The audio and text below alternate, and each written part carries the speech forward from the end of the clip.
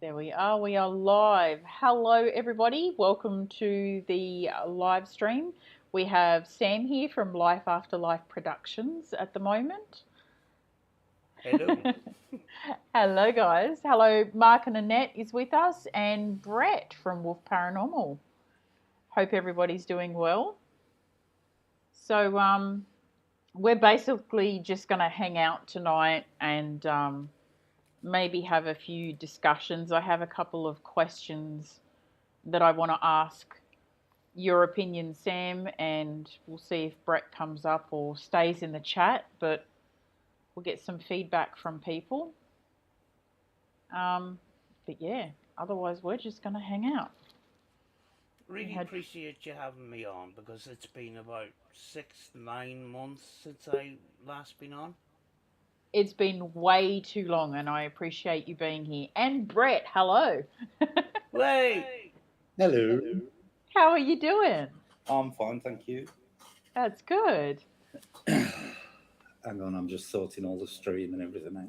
You're okay. Go on, carry on. Yeah, I don't know. We're just hanging out at the moment. Hi, Seago. Welcome to the stream. Good evening, good afternoon, and good morning. I actually the basis for the topic I had up that I wanted to bring up, and I'll bring this up straight away, was not only discussions that have been had recently, but I also had something very weird happen to me on Friday. Oh, join the club. Uh-huh. Oh, it was yours on Friday too, was it? What day is it today? No, it was Thursday. Oh, okay. This is gonna spin you out, okay? And I want your opinion on this, okay? So I got up in the morning, got the girls ready for school, took them off. Xavier was sleeping in. So I came back from dropping the girls at school. I was in the kitchen tidying up and put the kettle on to make a cup of tea. And all of a sudden, if you watch horror movies, you'll know what this is. All of a sudden, I heard this. I kid you freaking not. So I'm standing in the kitchen. I start smiling. I'm like, oh, Xavier must have creeped up out of bed and he's playing with me. So I yelled out, second clap, and there was nothing. Utter quiet. So I'm like, oh, cheeky bugger. So I tiptoed down the hallway because his and my room is right down the end of the hallway, both rooms. So I tiptoed down there, stick my head around the corner, and he's asleep. So I say a couple of random little things that I know will make him laugh if he's awake, and he's there and he's sound asleep. Freaky. Gee. Yeah. So if you've seen the first Conjuring movie, they play this game called, I don't know, the clap game or whatever, and they clap. And I thought, well, that's ironic because I'd been watching the Conjuring movies the last couple of days, and I definitely know I wasn't asleep when it happened. So, was it my imagination, or was there something around me that thought, oh, this is a good way to play with her? Quite possibly. Mm. The thing is, you don't know whether if things are around, are they watching what you're doing and then adapting accordingly? Mm. That was my thought too. I don't think it was anything bad. I mean, I haven't had things moving around or dark shadows or anything like that. It was just that one incident. So, Have one of you two got a speaker on? Because I can hear myself. It's me. Oh, right, okay. I don't know what's happening. I have adjusted volume and that. I might bring it down a little bit more. I unplugged my mic even so I wouldn't have audio issues with that. Hello, Jackie Evelyn. 3 souls. Just one night. Hello, Sky. That might be an improvement, maybe. Can you hear the echo now? Echo, echo, echo. I can Yeah, hear I can still hear myself. They said you're echoing. 1, 2. I was echoing. I'm not. I've definitely got YouTube muted. Hmm. Weird. I wonder, is your microphone picking up your headphones? Shouldn't be. You sound very ghostly. Hang on. Let me go into StreamYard and see if there's anything different in there. What does being cheeky mean? Being cheeky means, like doing something a little bit naughty, tongue in cheek kind of a thing. What's the best way to describe it? I can't think of the word. Flirty and fun, yeah. Doing something out of fun, yeah. Hi, Adrian. Sorry, I'm just doing a little bit of canvassing here. I'm sharing out your stream. Thank you. We're having technical difficulties because we haven't been on. My end is set up exactly as it normally is. So I don't know what's causing the echo. I have no idea. I've got mine muted too.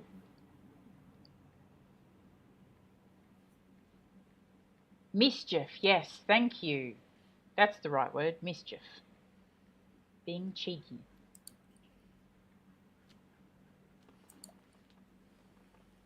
I was actually going to do that on my vlog channel. Take you guys through our supermarkets here and show you all the different things we have and the random things we call everything. All right. Like a packet of crisps we call chips. They And call lollipops them that in and... That's American term. Yeah, that's American term. What do you call soft... Well, we call it soft drink. I call it soft drink. In America, they call it soda pop or something. We call it pop over here. Pop. Yeah. Soft drinks. Soft drink. Yeah. Yeah, like us. Ow. Or fizzy drinks. Fizzy drink. Sort of, it's a nickname for fizzy drinks. All fizzy drinks, just call them fizzy drinks. Yep. Yeah, I have no idea why I'm echoing. That's where it's funny too, because you can't really hear the echo through StreamYard. Well, I can't. It's. I'm going to come out and back in. Okay. Maybe I'm just tone deaf. Yeah, this is a very special podcast actually, because we have the President of Ireland watching us right now, Mr. Jim Higgins. Welcome, Jim. Thank you for being here with us. Check out his picture online. He looks exactly like him. He does. He's even got the bald dome and everything like. Whoever made that, absolutely brilliant, isn't it? Let's. I'll look for a photo. Hang on, so we can compare the two. Jim Higgins, UK. No, Irish. Irish. President. Irish president. All right, here he is. He's back. Hello, hello, hello. Hello. Hello. Oh, he does. Doesn't like. Hang on. I'll show you guys. Oh, here we go. Look. There you are, guys. They're identical. Thank you for having me. That is brilliant. Sky said, "Cute fellow, looks like my dad." Yeah, oh, thank you, Mandy. Well, absolute legend. You know what my weird thing was? Because I actually messaged you about it yesterday. And I've got to be honest, Julie, it's one of the few things in my life that has ever freaked me out fully. And I mean, seriously freaked me out. Do you want to share it, or do you want to keep it private for now? I'll tell the story. Right. Thursday night, I was in bed, as you do. Well, I know what time it was because when I woke up, I looked at the clock, and I started to have a dream, and I was in an house. That in the dream, you know, our dreams are a bit surrealistic, and you know, I was in an house that isn't my house, but in the dream was my house, if you know what I mean. Yeah. And I started to get the impression there was something in the house, which normally wouldn't bother me. So I went into the bathroom for some reason in this house, came out, walked back into the bedroom for literally 10 seconds, walked back into the bedroom, opened the bathroom door, and everything had been rearranged in the bathroom, literally in seconds. I panicked in the dream, thinking, shit, you know, there's somebody here. Backed off down the corridor towards the bedroom, and something shot out the bedroom and went into my chest. Literally went straight into me. I fell backwards onto the bed. Now, at this point, Jace turns up in the dream, lying in the bed next to me. Now, bear in mind, we were asleep in bed at the time. And it was like I'd had a stroke, Julie. I couldn't move my arms properly. I was trying to tell Jace there was something wrong and the words weren't coming out. Mm-hmm. And then next thing I know, Jace in real life next to me in bed is going, "Are you all right? Are you all right?" And I'm like, yeah, I've just had a nightmare. Now, it's been years, probably since I was a kid, since I have had a nightmare that's actually woke me up like that, literally. And of course, he turns over and goes back to sleep. I lay there for about 10 minutes feeling really weird. Kept having these like cold shiver type feelings every few minutes. Yeah. Because in all honesty, it had triggered me back to when I was a kid, to what had originally got me interested in the paranormal. Yeah. So I looked at the clock and it was 20 to 2 in the morning. So I lay there, must have been 10, 15 minutes, and must have dropped back off and gone to sleep. Gets up the next morning, totally, you know, put it out of my mind, hadn't thought about it. We're sitting there having a coffee before Jace goes home to his mom, and he suddenly decides to drop the bombshell. And he said to me, it's all right, it's making me laugh thinking about it now. And he went, "You really frightened me last night." And I'm like, "What you on about?" He said, "You were lying in bed and suddenly you said Jesus and then started saying something else, and I couldn't understand the words you were saying, and apparently I was saying them in somebody else's voice." And he totally freaked me. And he dropped it like it was everyday conversation, Julie.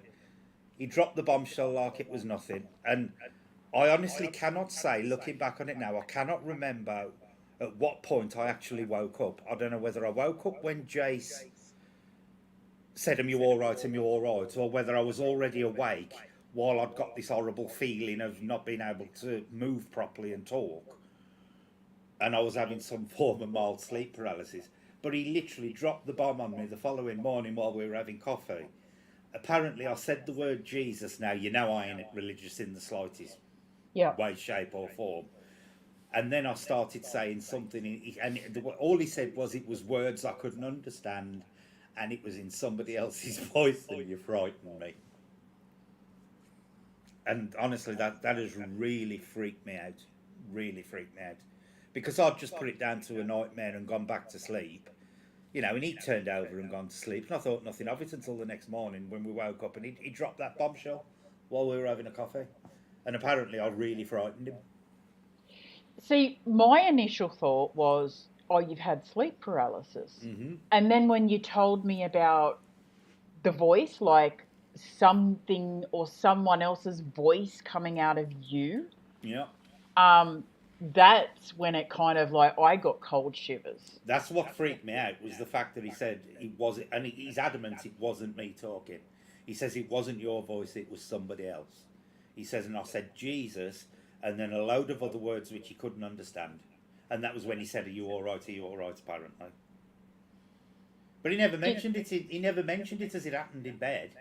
He waited until the following morning to tell me after we'd got up. All he did while we were in bed was said, "Are you all right?" And I remember saying, "Yeah, it's just a nightmare. It's woke me up." And I thought I'd either shout it out or because as this thing jumped in me, I remember going, "Oh Jesus Christ!" And I wondered if it was that I'd said. But he said apparently I said the word Jesus and a load of other words that he couldn't understand, and he said I said them in somebody else's voice. But in the dream, I literally couldn't get my words out properly. They were slurring. It was like I'd had a stroke. But he said I definitely was saying words. But they were in, I don't know whether he meant they were in a language he didn't understand or what, but he said they were definitely somebody else's voice. That's what I was going to say. Like maybe it was a different language. There is this. I can't say it's a theory because theory has to have some level of truth. Proven truth. Mm-hmm. Let's say an educated guess, or I don't even know if it's an educated guess, that the paranormal world communicates to this world through a person. Now, the person may or may not talk, but we act as the person acts like a repeater. Do you know, like a signal repeater kind of thing? Yeah. Yep. So in order, for example, I do spirit box sessions. Now, the theory or guess is that this other world doesn't communicate through the radio directly, it communicates through the radio operator. Mm-hmm. So is it possible that in that case that the paranormal world or whatever it is was communicating to this world through Brett at that moment in time? Yeah, I'll be honest, very few things rattle me, but that did and it was the fact when he said, I was talking in somebody else's voice. That's what really rattled me. And the actual nature of the dream really did trigger me because it took me back to what got me into paranormal in the first place. It was like reliving that all over again. But are you normally a sleep talker? No. Oh. No, not at all. I can only remember one other time in my life where I've actually made a noise while I've been asleep, apparently, and I shouted out. And that was a silly dream where I dreamt a lorry came at me and crushed me against the wall. Typical nightmare type thing. And apparently I jumped up screaming, but that's the only other time. And then that was about 30 years ago. Wow. But he said, I distinctly said the word Jesus. Now, that could have been because I remember in the dream I did say Jesus Christ as this thing lunged at me. Yeah. As a swear word, not as a protection thing. And he said, I clearly said Jesus. But then I rattled off a complete sentence of something else that he couldn't understand. And he said everything I said wasn't in my voice. And that was what frightened him. That's the freakiest bit, I think, is the fact that, like, the throwing of the voice. Yeah, but wouldn't you think anybody, if they just experienced that, they would turn around and tell the person? They wouldn't wait till next morning and drop it out like it was some breakfast time conversation. I mean, if that was me and I was sleeping next to... This is Jason for you, this is. No, I'd have all the lights on in the house and I'd be up drinking coffee and staying awake. Yeah, because he actually said to me yesterday morning, he said, you frightened me. He said, you actually frightened me. And I thought, and all you said was, okay, and turned over and went back to sleep when I said I was okay. Nope. Okay, this is what Seago just wrote, and this is what happened to Seago about 3 days ago, which corresponds with the timeline roughly of when you had this happen. Dreams are very strange. My partner told me a couple of days ago that I'd been asleep talking. I was apparently talking gibberish, a different language she couldn't understand. is this something that's happening to others as well, or? It sounds like it.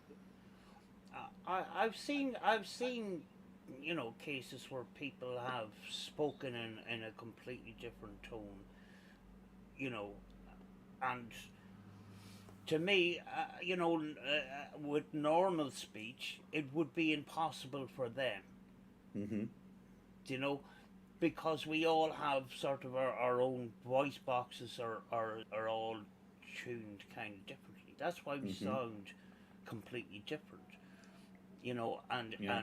very often those voice boxes don't hit those low tones like Mm. a possible paranormal incident Hmm.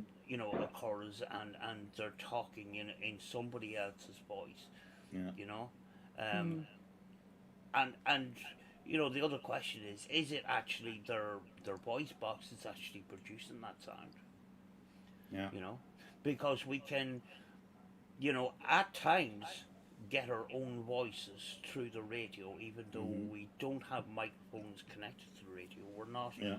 producing a radio broadcast, Yeah. you Mm-hmm. know See, what I found interesting, Sam, was the context, and it was a nightmare.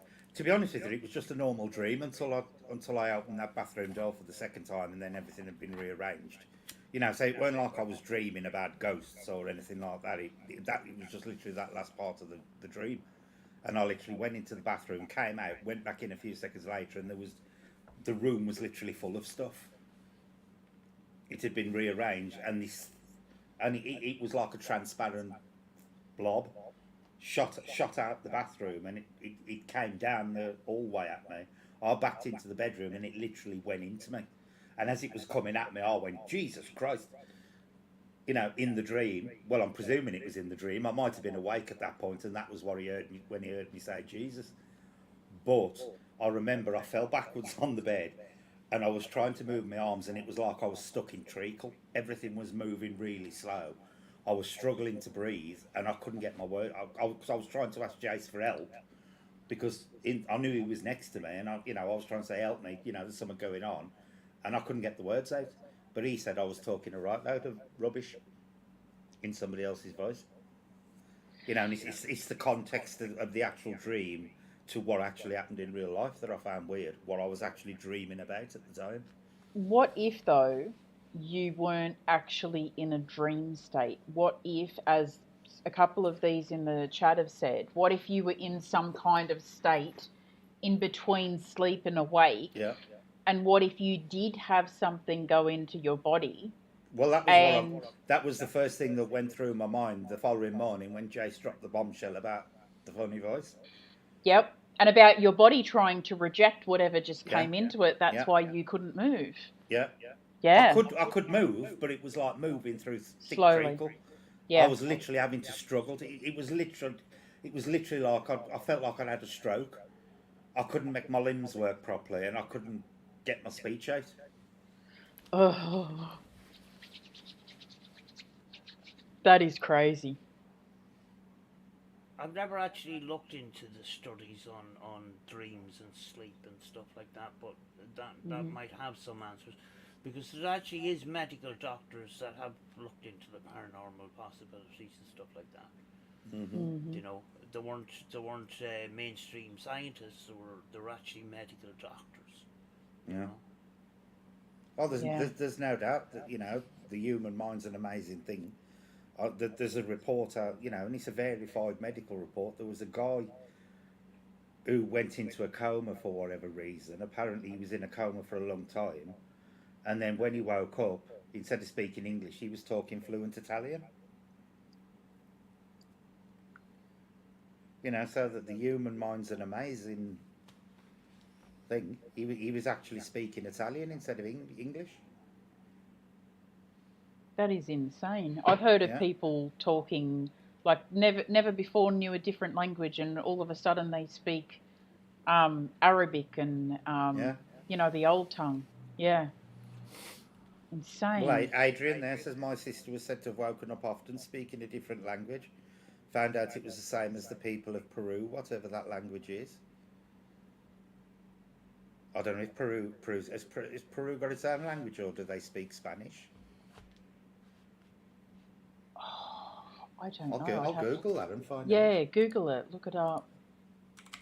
Or whether they had an old language.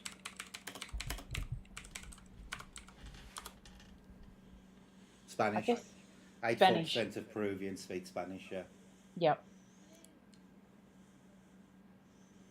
Yeah, there's so much about the paranormal that's just, I don't think we're ever going to have the answers to. But I No. mean, that's why these streams are so good too, because they get your mind thinking. Everybody has a story to share, and Hmm. um, yeah, keep questioning everything. Yeah. Do you ever notice when we do have these conversations, over time we sort of advance in our thinking, Yeah, just like exactly. just like recently, I've had a complete overturn, and recently I had an unhinged rant on Facebook Hmm. saying that people are doing spirit box sessions and just saying hello spirits. I don't go into the shop and say hello fellow human being. So why are we Yeah. calling them spirits? Mhm. I'll Do you tell know you what? what I found really interesting is I had a couple of months break from the paranormal totally. I watched Sam's channel and but that was it. I weren't watching paranormal stuff. I came on your stream last week and basically said to you, "It's been great here. Nothing's happened." And literally right after going on your stream, this has started again. Now, Jace has brought this up to me in the past.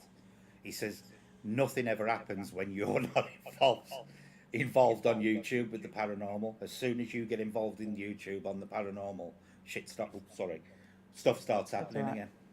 You can swear. But I'm so sorry. It's our fault. We, we And have these conversations.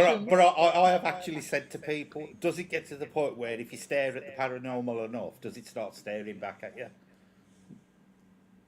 It's a good question. It really is. Um, Anybody who is not part of Sam's channel, I've just pinned their links for Brett and Sam. Go over and listen to some of Sam's sessions, particularly the most recent ones, with, as Sam just said, changing just a few words, the things that you call them, the questions you ask. It opens up so many more doors and so many more possibilities and questions. Hmm. Yeah, Yeah. actually, this coming week is going to be extremely interesting. Mhm. With two names coming up. One is Ethan and one is Aaron, Mhm. and trying to get information from them. And I've been recently using a lot of the Timex radio, Yep. and it's been fantastic. The next week there's a few sessions that I had recently done, and straight away asked, can I have a communications check? Can you say hi Sam, straight away. Sometimes just before I'm finished talking, Wow. and it's just mind blowing every time. But Mm. it's extremely difficult to try and get information. And Mm. we questioned recently the H3 podcast. It got into some controversy and stuff like that, and I got caught up in the drama of all that. So I've been watching it on the television now. Did the communicators hear the name on the television and they're just copying me? I don't know. But the Yeah. problem is, I tried changing my name to Scooby Doo, and they won't repeat my name. They won't repeat Scooby Doo. You know, trying to trick them into things and stuff like that. Yep. You know. But the reason why I'm not calling them spirits is because I brought it up before and I was told stop being disrespectful and stop. You Yep. know. Hmm. Yeah. So I'm not. The question I have is: are we all following a trend Mhm. in labeling paranormal entities as spiritual beings?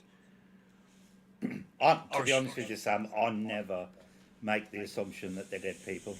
Never do. do you know, you see people there. I want to speak to anybody that's dead, and I'm going, oh my god. Yeah. Mm. Do you know? I do ask the question, are they dead? And on two occasions, they said they were alive. And then I asked, am I dead? And they said yes. And then, The thing is, and I know this is going to sound weird, but the word dead is actually a relative term. Because in the plane of existence we're on, anybody outside of that plane of existence is what we technically consider as dead. But to somebody in say a different plane of existence, we'd be dead to them, and they'd consider themselves alive. You know, so the term dead is a relative term, depending yeah. on whose perspective you're looking at it from. Well, the hint there is, I says, well, if I'm dead right now, when can I be alive? And they said the future. Wow. Do you know? Mm-hmm. But no, Yep. we do get communication saying that they're dead sometimes.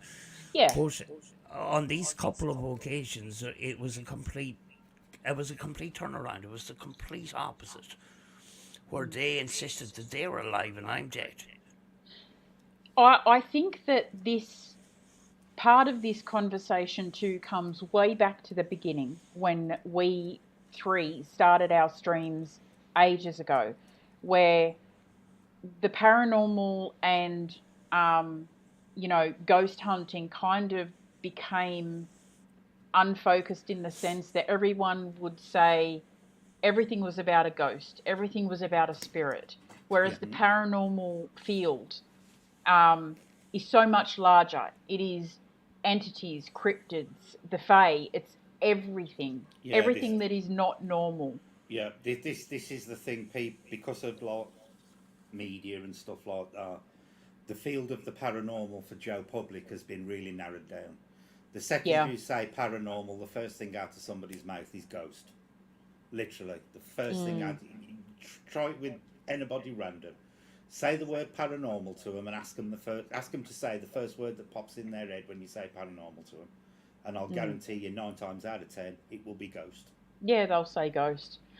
But the same thing too, and this is where Sam has even taught me, is as you guys have said, even something as simple as the spirit box that we call the spirit box, right? Mhm. This communication device.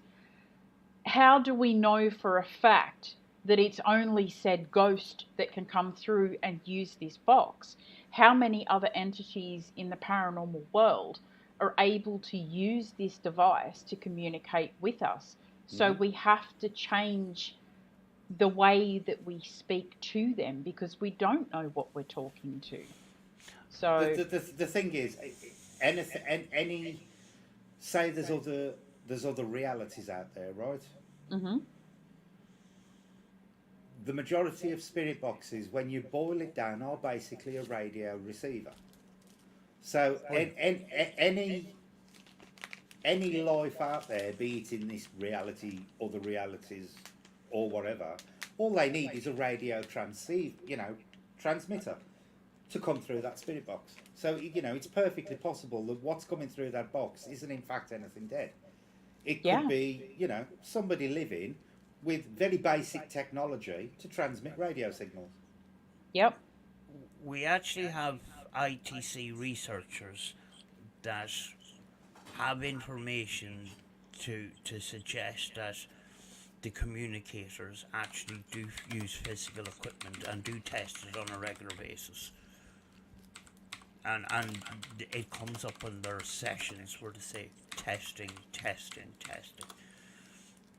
and asking the question: do they have a physical device to communicate? And their answer is yes. Mine is undeterred at the moment. I undetermined at the moment. I don't know. So, but I'm not going to go on I'll keep other people's information in mind, but I have to find the truth out for myself. So I blanked out all belief. Do you I think don't. it's time? Do you think it's time we relabel the spirit box to something else? I was about to say that. Yes. Makes me cringe. I call it, or sort of call it more a radio now. Yeah. Spirit box. It's a radio. It's a modified radio. People say broken radio, and I hate that term. Hmm. You know, besides, I have radios here where I've done a mute hack on the radio and installed a switch. So it can be used as a spirit box, but if you flick the switch, it turns back into a radio. So it's not broken. It's just modified. That's all it is. It's just a radio. Maybe we should start referring to them as ECB instead of spirit box, so electronic communication box, They're because just that's radio. basically what it is.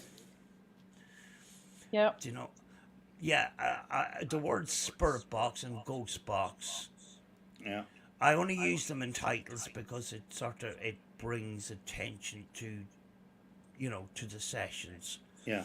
Yeah, Within ITC, you have to go sort of in some ways with YouTube. You have to go with the Yeah. flow. Yeah. I would just rather refer to them as radios. Yeah. But even in the sense of the way that we start the conversation as well, like at the moment, you're going to hear me stuff up in videos that I'm doing at the moment. I'm trying to train myself that when I reach out and want to talk, are there any entities here that want to talk? I mean, I know that with Sam, you call them communicators. And I think that there has to be a broader name, not just spirits. Um, so I definitely think it's time for change. Or at Or least, take the label out altogether. yes, exactly, yeah. We don't know who we're talking to, so why would we assume and put a label on them? Because we don't go walk down the street and say hello, fellow human being. It's just Every man's Bob. Hey, Bob. Hey, Bob. Yes, humans do label people, but they don't walk down the street and say hi, fellow human being. It's just a bit weird. Yeah. Yeah, So why do we do it with communicators that we can't see? And exactly. we have limited, very, very limited information on. Well, Seago's put there's always the possibility of alternate universe. I wonder how much of this is considered in ITC, and personally, I think the alternate universe is as probable as dead people. And if you look at mainstream science, the theory of alternate universe is much more acceptable than actual dead people speaking on the box. It could be, it's much more scientifically probable that it is a different reality rather than dead people. Well, I've asked that question a number of times. How many levels of existence are there, or how many worlds? And they keep getting the two numbers, 3 and 10. So, Well, if you go back, Sam, through all of history, even Christianity, there's supposedly, 7 levels of hell, or 10 levels of hell and 10 levels of heaven? Could that actually be referring to different varying realities that they know of, or that they did know of at some point? yeah. Well, you think about our little grey men that fly around in the sky, and no offence to them, that's just what people refer them to. UFOs. I'm pretty sure we all have enough evidence to say that UFOs are actually a thing. They do exist. Yeah. I mean, they have ships that can fly through our space, the universe. Who's not to say that they don't have technology that can easily communicate with us through these devices? Yeah. Well, the thing is, Julie, if it's got to the point where they can traverse the galaxy, they are well advanced in communication technology. Oh, definitely.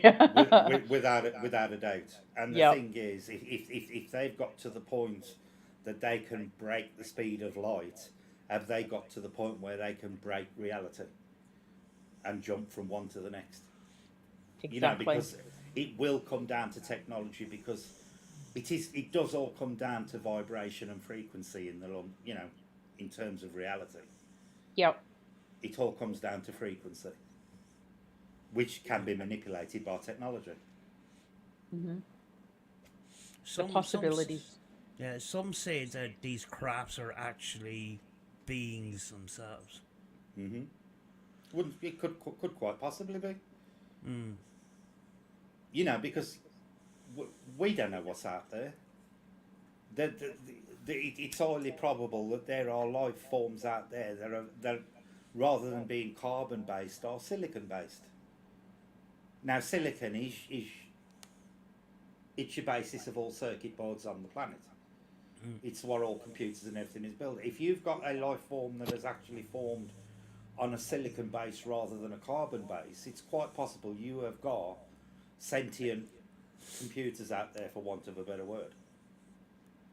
Scientifically possible. Mm. And they've proven that it is possible for life to form using a silicon base rather than a carbon one. They know it's possible. It's just insane, isn't it? To Yeah. think about everything that's involved in it, every possible, I don't know, everything. Yeah, the problem is with which exploring the possibility of life outside this planet and governments getting involved. The governments don't give a shit whether the answer is going to be yes or no. You know, very often the main goal of this is military purpose Yeah, and what sadly. they can use. It's a focus of try capture that information and can we use it, Hmm. which can be very useful for us in everyday life, but very often the information is used for conflict, you know, and that's a sad part of all of this, you know, Yeah. It is, definitely. you know. Jack says there's a lot of people claiming to be talking to aliens. It's like it is a fashion, and I just leave not interested. It's like in the 70s, you used to get those little camps in the Yeah, desert. the We love hippies. aliens, come Yeah, take us. they still go on, Julie, in the UFO community. There are still people like that around. Believe me. Wow, I had no idea. Yep, there are still people like that. But Yeah, like I say, we've got no proof one way or the other what we're communicating with, and like I always say, dead people are no more probable than anything else. Yep. It's yeah. just that we choose to believe that they're dead people. I find that you'll see it on YouTube, you'll see it on Facebook, you'll see it in the ghost hunting community where everything is a ghost. Now that idea, you have to question: is it that their idea, or are they following everybody else? You Yeah, know, the answer is Mm, more likely that they're following what everybody else yeah, thinks, and it's very important to belief can muddy the waters. yeah, So, you know, definitely. if you really want to know the truth, put put belief aside, Hmm. put your own guessing aside, and try to find your own truth. But belief is not truth. They're two different things. yeah. The thing is though, if, Absolutely. if if you immediately jump on the assumption that you are talking to dead people, you've immediately blinkered yourself. You've And discounted every other single option of what you could be communicating with. If you immediately convince yourself you're talking to dead people, the and you're thing, going to get nowhere using that approach in the long run.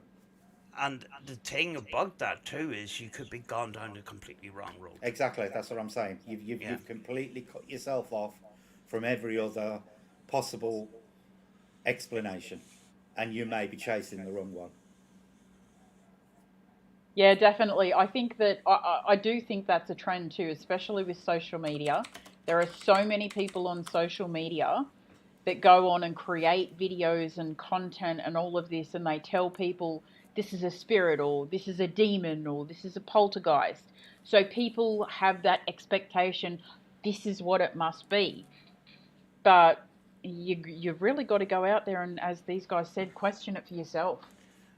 Just there has put a question. A question: how long after somebody passes? Good. I think she meant to put could. Could they come through the box? Good question. My personal belief is when you die, the part of you that is you is energy. It's electrical in one form or another. You know, your soul. Your synapses firing off all the while. That's what makes you you. It's not your actual physical body is you. We know through the laws of physics that energy cannot be destroyed. It can only be changed. Mm-hmm. So I don't think these people who say, "Oh, the best time to communicate with a dead person is the first 48 hours before after they've passed." To me, that is total bullshit because energy is energy. It's not going to disappear after 48 hours, or it may change, but I think you could probably if we remain intact as an energy source, if our consciousness remains intact and doesn't just fizzle off and blend in with everything else, they're not casting there needs to be a limit of time because that energy should be there for eternity, basically. Yeah, definitely. You know, I have to tread carefully here. I watched a lot of streams, right, and I respect the radio operators and stuff like that. But the reason why I don't comment is because people in the chat are asking people to call out for loved ones and stuff. I stay a mile away out of that because I've no personally myself. I've no personal experience to prove that I'm talking to a dead person. I've in private called out to families and friends and stuff, and I've, to my knowledge, have no contact with friends that passed away and stuff. And Yeah. God knows I flippin' tried. Yeah. And you know, my attitude now is you turn the radio on, and anybody want to come in and go, yeah, hi Sam, which is you'll see it this week. Hi Sam, and all the rest of it. And I go, who are you? Where can you give me your location, please? And I'm just not getting that kind of information, and it's just it's frustrating and stuff. But I can't say that. I'm talking to my friend or whatever. My friend has come. My friend's name has come up this week at every single session. Every single session with the Timex 307S. My friend's name, and there's somebody called Ethan. Yeah. But I've no information on them. I'm asking and asking and asking. I'm not getting. I don't even know who flipping Ed is. Ed comes up every flipping session. His name comes out, but it's just a name to me. Yeah. I've no information. In the session this morning, the devil came out twice. In two different tones, and I says, "You're going to have to explain what the devil is because I don't know." Because we can assume the devil, we grew up as a kids, the devil has horns and he lives in the big fiery pits of hell and blah blah blah. Is that reality? Most likely not. So when they come up with names like that, I'm saying you explain it to me because I don't know, and that's the reality of it. If I would say, well, the devil is a bad person and blah, blah, blah, that's me going on information that I've been given from other people. Yep. I want the reality. I want that information straight up without the cloudiness of assumptions. I get where you're coming from. I think without meaning offence to anyone, because I think that it is possible to have loved ones come through the box, but let me say this without meaning offence to anyone out there in the paranormal world, I have seen quite a lot of times people do box sessions, and they will be communicating, and they'll all of a sudden hear someone come through, and they'll start talking to this person, but yet everybody else that's listening, that is in the chat or whatever else, is hearing completely different things. And I think sometimes it's a matter of a person may be grieving, and they're hearing what they want to hear come through the box, rather than if there's anything being said at all. I think in a way it's a way for people to mourn the loss of a loved one, rather than actually having clear communication from the other side.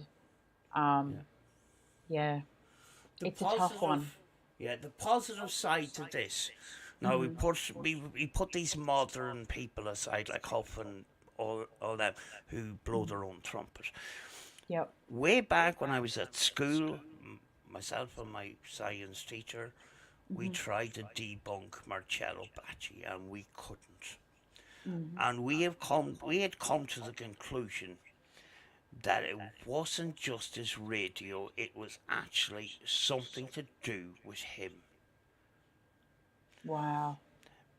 It was an extremely difficult study because he's Italian, and everything came up with Italian, but people were completely convinced every week when they went to the town hall or the village hall where he lived. It was I think every Friday or whatever. He would come and he'd have this big wooden military radio, and people's voices came through, and people were in tears saying, "That is the voice of my son," or "That is the voice of my father," or "That is the voice of my husband or wife." Mm-hmm. And Yep. the emotions, you know. Mm-hmm. But I'm nearly sure that he has something to do with it. It's something to do with him. It's not just the equipment. It's him. Mm. So the possibilities is there. There was other EVPs. A lot of this research, the very good research that happened was way back in the early 90s, 80s, and stuff like that. And way back when the Panasonic DR60 came out, people were getting voices coming through. Mm-hmm. There was this woman, her daughter had died, as far as I can remember, and the mother had a recorder, I think it was a DR60, and accidentally left it on when she left the house. The dog was in the house, and the dog started playing up, started tearing up cushions and stuff like that. Yep. When the woman came back and listened back to the recording, which she accidentally left on, the voice of her daughter was scolding the dog. And I'm nearly sure that audio went through this voice recognition FBI software. I know some EVPs have. Mm. So the possibility is there, but to find some of that in modern paranormal research is very, very difficult because it's tainted with entertainment for YouTube or Facebook or whatever. Yeah, I agree. I was, I used to do the live sessions where I would run the box, and people would come in every now and again, and they'd say, I want to talk to, my mother or my best mate or whatever that left. So I'm guilty of doing that as well.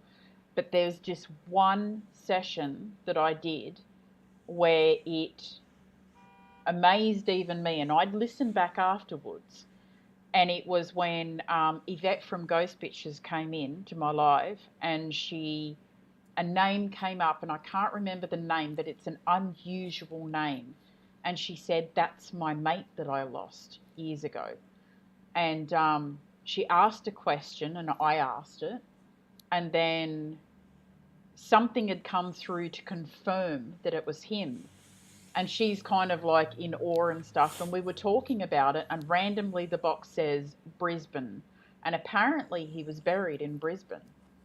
um so it was just, I mean, it could have been coincidental, but all of these things during that one conversation to come through the box, um there's definitely the possibility of the dead coming through as well. Yeah, I believe see, that. coming from devil's advocate side of it, though, the other thing that really needs to be considered, which 99.9% of these YouTube channels don't consider, Yep. is the psychology side of things. Yes. Now, we know pareidolia is a real thing, visual Mhm. and oral. You know, you can have oral pareidolia as well as visual pareidolia. It would be interesting to see what would happen if two sessions were conducted on a YouTube channel, one with a group of believers in spirits and one with a group of non believers. Basically, if you run those two groups together, there shouldn't be a significant difference in the amount of contact you're getting between the two groups if it's genuine. Mm. If you see the believer side claiming more and more, you know, more that they're getting positive contact, then is going to lead to the fact that there's a psychological aspect playing there, that they so much want to believe what's going on that they're actually believing it. Say, for example, hearing.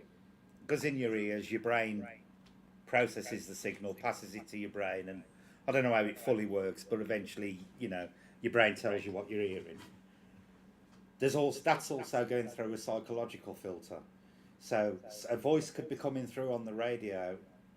10 people in the room listening to that voice will all hear that voice differently. Biologically, they will all hear it differently. Also, with it passing through a psychological filter, especially for someone who is, say, deep in grief at the time, could get to the point where they hear something, it goes in their ear, and by the time it goes through their brain, it's been changed by their brain to the voice of a loved one. Mm. You know, and none of this is considered on YouTube and on a lot of paranormal channels.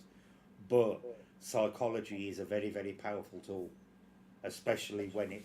This is why parasite. You know, why a lot of people refer to studies now as parapsychology rather than just paranormal, because the psychology overlaps so much with the paranormal. It's unbelievable, and people really need to start considering the psychology side of things, because your brain can convince you of anything, Well, absolutely anything. this is why I stopped, and unless there's something that I hear come through and I'm like, whoa, and I'm absolutely sure that's what it says, I Hmm. might put it on the screen. This is why I've stopped, you know, writing down most of the time what I'm hearing through the box on my videos. And we've talked about this before as well, because back when I used to edit, I'm sure it was Fee's videos, she'd send me her videos and say, I want you to write down what you hear. So I'd listen through and I'd write down what I heard. And then she would go through on her end and listen to the EVPs and write down what she heard, and they were different. So if it was a genuine EVP that was coming through, wouldn't we both hear the same thing? Otherwise, it's pareidolia, right? Yeah. Yeah. Yeah, but very often, some of this communication is as clear as day. There was a guy. Mm. Now, this is the difference between, you know, hyping the paranormal as a big, scary, entertaining thing and all the rest of it. There's this Yep. guy called Joshua Shawn. He's an audio engineer and a paranormal researcher, an ITC researcher. And the video is most likely just called live ITC sessions. But there was one part of this live that just blew me out of the water. He had his equipment on. I think it was a mini box or something like that. I can't remember. It was a scanning radio, and he's talking away to the chat and all the rest of it. And he's talking about Fredrik Jurgensen. Now that's a bit of a mouthful, but next thing comes up on the box, Fredrik Jurgensen, and I'm going, and he's going, you know, he's going. Hmm. He never highlights it. It's lost. It's happened about a month ago, and you'd have to dig deep into it and that, because very often the real research, it's kind of boring and nobody gives a shit. Mm-hmm. Yep. But I was there and I was going, oh my god. I mean, what's the chances of Frederick Jurgensen coming up on the radio? I mean, like mainstream people, normal people don't even know who Frederick Jurgensen is. Mm-hmm. Never mind have a conversation about him on a radio broadcast. Hmm. But it was just the timing. He was talking. He was just. I think he was talking in the chat about Frederick Jurgensen and stuff like that. Frederick Jurgensen. I go, he's going. Oh my Yeah. God! He's there. And he goes. He never highlighted it, and a lot of people would not see it. You know. No. Oh, that's such a shame. And it was live. It was broadcast live at the time. Yep. But Jack says, when I listen to Sam's videos and I hear something, I will sometimes, not every time, go back and try to hear it over and over to check for pareidolia. 50-50, I will hear the same word again and again. I will give, I'll give you an exercise to do, Jack. If you go onto YouTube once this stream is finished and Google Peter Kay, who is a comedian over here, and he's got a video on YouTube where he highlights the lyrics of certain music songs, and they actually sound like they're singing something else than they actually are in the lyrics. I can guarantee you, after you have had it pointed out to you, you will never hear the original lyrics again. And that is how powerful the mind is when it comes to pareidolia. Even though you know what the actual lyrics are, once you've had something pointed out to you, all you ever hear there on after is the alternative you've had pointed out to you. I can't remember that, but I remember it was flipping funny. Yeah. There's quite a few of them though. There's a Michael Jackson song where he's singing about burgers, I believe it is, and Celine Dion singing about sausages, and there's all sorts of things. But once you've heard them, you never go back. You'll never Yeah, go I've back. seen that. It was hilarious. Yeah. Like, But that is one of the most perfect examples of to demonstrate how pareidolia affects the mind the way it does. It is really powerful. very, very, well, I don't put what I claim I hear on my broadcasts. Yeah. I just maybe make the suggestion verbally if I hear something, but I'm not going to plaster the screen up with writing saying demon and blah blah blah, and it says Yeah. this and it said that, because it Yeah. may not be relevant and it may be broadcast. Making assumption is the king of all F-ups, It and if you certainly don't is. claim anything, you can't be called out on it. Yeah. Do you know what I mean? Well, you know what they say? Assume makes an ass out of you and me. Yep. And that is very true. It is very true. Julie gone run off to burn the house down, has she? Yeah, she's left us with the blanket ghost. Are you going to be putting eyes on it again later? Yeah, that's what pareidolia does for you. M&A says I find it hard to hear anything on the boxes at all. Lol. See, this is the thing, M&A. Should we actually be going into doing these kind of sessions expecting to hear anything? Are we trying too hard, and is expectation playing a part? Are we hearing stuff because we're expecting to hear stuff? Yeah. I know somebody that's big into audio and stuff like that, and she was suggesting some software to get rid of things. And I says, that's all very good, but we don't know what to get rid of. Exactly. Like sort of separate the wheat from the chaff. Yeah. I says we don't know what the wheat is, and we don't know what the chaff is. We don't know what the communicators use in the line of audio. So we could be throwing the baby out with the bathwater. Exactly. And get rid of certain things. That's my similar, my thoughts on noise gating sessions and taking out white noise. If you take out white noise, you can also take out low tones Yeah. and stuff like that. It's I always say to people, because there's a lot of people who go, "Oh, I don't like the spirit box because of that horrible white noise," and I always say, but that white noise could be part of what you need to hear the full picture. So you've either got to get used to the white noise, or probably best not to do it at all, because you're limiting yourself by cutting it out. yeah. There's some radios that are pretty nasty, and the Yeah. PSP7 is one of them, I think. And there is other stuff out there that you don't need. It's nice, clean audio, and it works. You know, we actually, things like S-Box, PSP7. I know I'm gonna get stick for it, but um, there's a lot of white noise in there, and the white noise is higher than the actual clean audio. It is. I just say I can't use this. Mm. That's why the PSP 11 I bought, I don't use. PSP 7, no. There's a quiet mode in PSP 7, but it actually cuts out a lot of frequencies too. It just, to It me, it's does. just not, it's, you know, and I found that perfect balance was actually the Timex T307S. I just found that I didn't have, there's no adjustable sweep or anything like that. It was just if there was an adjustable sweep, I'd probably adjust it to that speed. It just seemed to be perfect.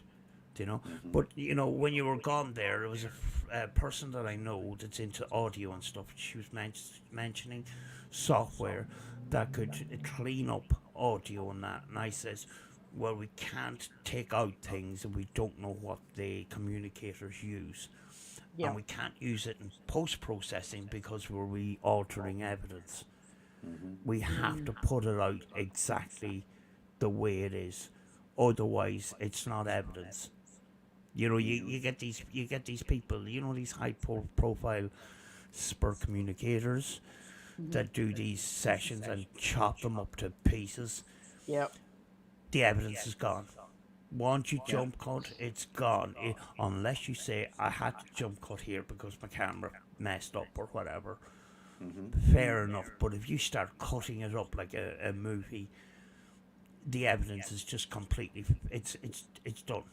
Well, you can basically doing that. It straight away brings in the accusation, rightly or wrongly, that you are basically chopping and cutting to make the answers fit the questions.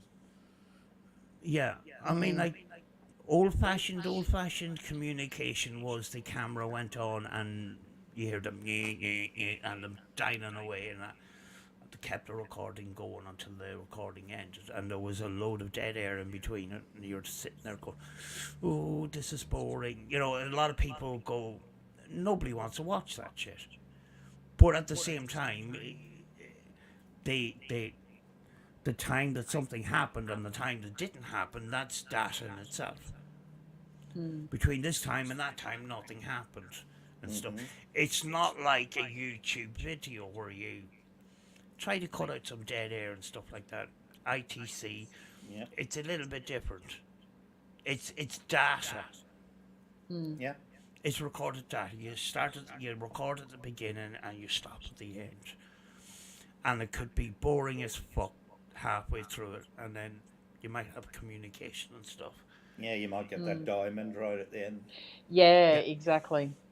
Yeah. But, if you were looking at it as forensic evidence, stuff that's caught up for YouTube, it's usually a person would say a scientist would say, right, that was great communication. Now can I see the raw file, please? Do you know? And to me, I just put out the raw file.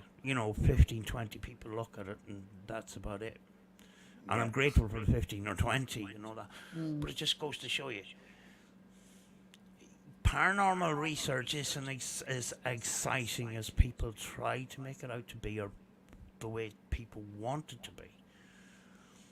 It's hours and hours of boring, boring stuff sometimes. But this is what I said to you before too, especially with your sessions. If people are really interested in the paranormal, the real paranormal side, and you're interested in the ITC, how does the spirit box work? What is it that's coming through? Sit down and listen to some of Sam's sessions. Turn it on while you're doing the housework. If you're sitting there like me at night time, I sit there and I crochet on my blanket, and I'll have one of Sam's videos playing, and I'll be listening to it while I'm crocheting. I mean, it's not hard to do, but you will actually start to notice all the different communication and voices, and what's radio and what's bollocks and what's not, what's actually genuine. But you got to sit down and you've got to listen to it, and this is what's real. Yeah. And you don't, very often nowadays I don't even put a pair of headphones on. Do you know, way back, it wasn't that long ago. Please wear headphones. Yeah. Do you know, when we were doing sessions, please wear headphones. I very rarely use headphones now. Yep. Do you know, if it comes out clear, it comes out clear. If it doesn't, kind of thing. Mm-hmm. But it's just, when I put it out, when I put a session out on YouTube, I might do a session every day, and one day it might be completely nothing. What does that tell us? It tells us we got feck all on Tuesday, and we got communication on Wednesday. Mm-hmm. You know, that's what I wanted to put together. I tried to rip strips off this science guy about the spirit box and stuff like that. Mm-hmm. I couldn't put my case in if I started doing these weird. I'm calling out to the spirits and stuff like that, and that prompted me. Do you know, he was taking the piss? He was even taking the piss out of Frank Sumption and talking to aliens and stuff like that. And he was. It made me think that, I says, right, I turn on the spirit box and I'm making assumptions that I'm communicating with the spirits of dead people. And I had thought about this before. I says, I need to come across a little bit more sort of professional and just go with the flow. I'm talking to unseen things, so hello, how are things? So, where are you today? You keep communicating with me, but you don't tell me where I am. I'm not going spirits. I'm just, because that's tainting things too, and it's putting things in a different direction that may not be the right direction at all. And there's a couple of sessions, and they're coming up where I'm half asleep. I turn on the spirit box and I'm there and I'm just talking absolute and total nonsense. And I get reactions to that as well. Do you know? See, the thing is, I think the reason they won't reveal a lot of details is because regardless of whether it's air quote spirits or air quote aliens or air quote alternate reality, we as a species and a planet are extremely young in terms of time. We're in quite a young part of the galaxy. There could be civilizations out there that are millions, and I mean millions of years older than us. Even older than the dinosaurs. There could be things that, and they, hundreds of millions of years out there.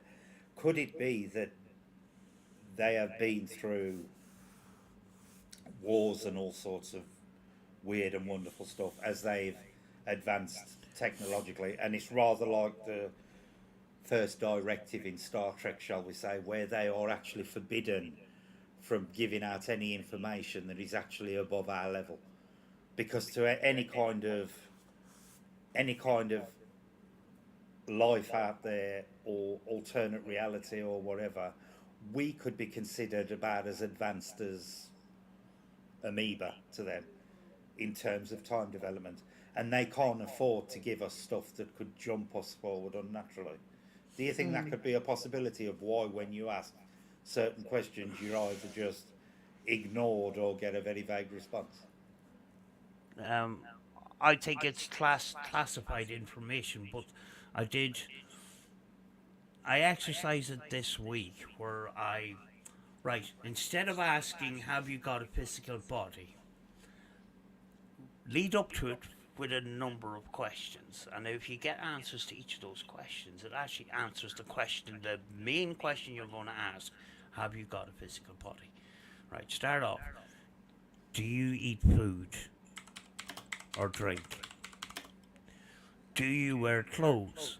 Do you wear shoes? How do you travel? You know, those kind of questions. Slip them in there. Try to trick them a little bit.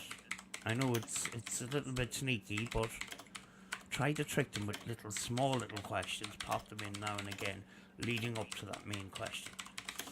That main question might give you a yes or no, but what does it tell us? It just tells us that the box said yes or no. It could be a truth, it could be a lie. But if you can link that answer to all the other questions that you asked leading up to that question, then you've got information. If you get answers to do they wear clothes, do they eat food? I know they sound really stupid questions, and you don't often hear people asking them, and it feels weird asking them. But you're trying to get that little bit of information. Sneak in these questions. I know they might sound stupid in that, but if you get answers to all them questions, you get answers to that main question, which you're still going to ask. And does it match the rest of the answers to that question? You know. Mandy said that. Mandy said there, for some to communicate, I also wonder how they translate language for our understanding. We live in a world with so many languages, let alone the language of different universes. Right, from an alternate species point of view, like we said, with if they can travel to our planet, their technology is far, far, far superior to ours. That means they could send a probe here. It could hover around our planet. All it has to do is monitor the communication, TV, radio, all that lot. Their computers are probably would be so far advanced that they could learn a language on this planet in microseconds, literally.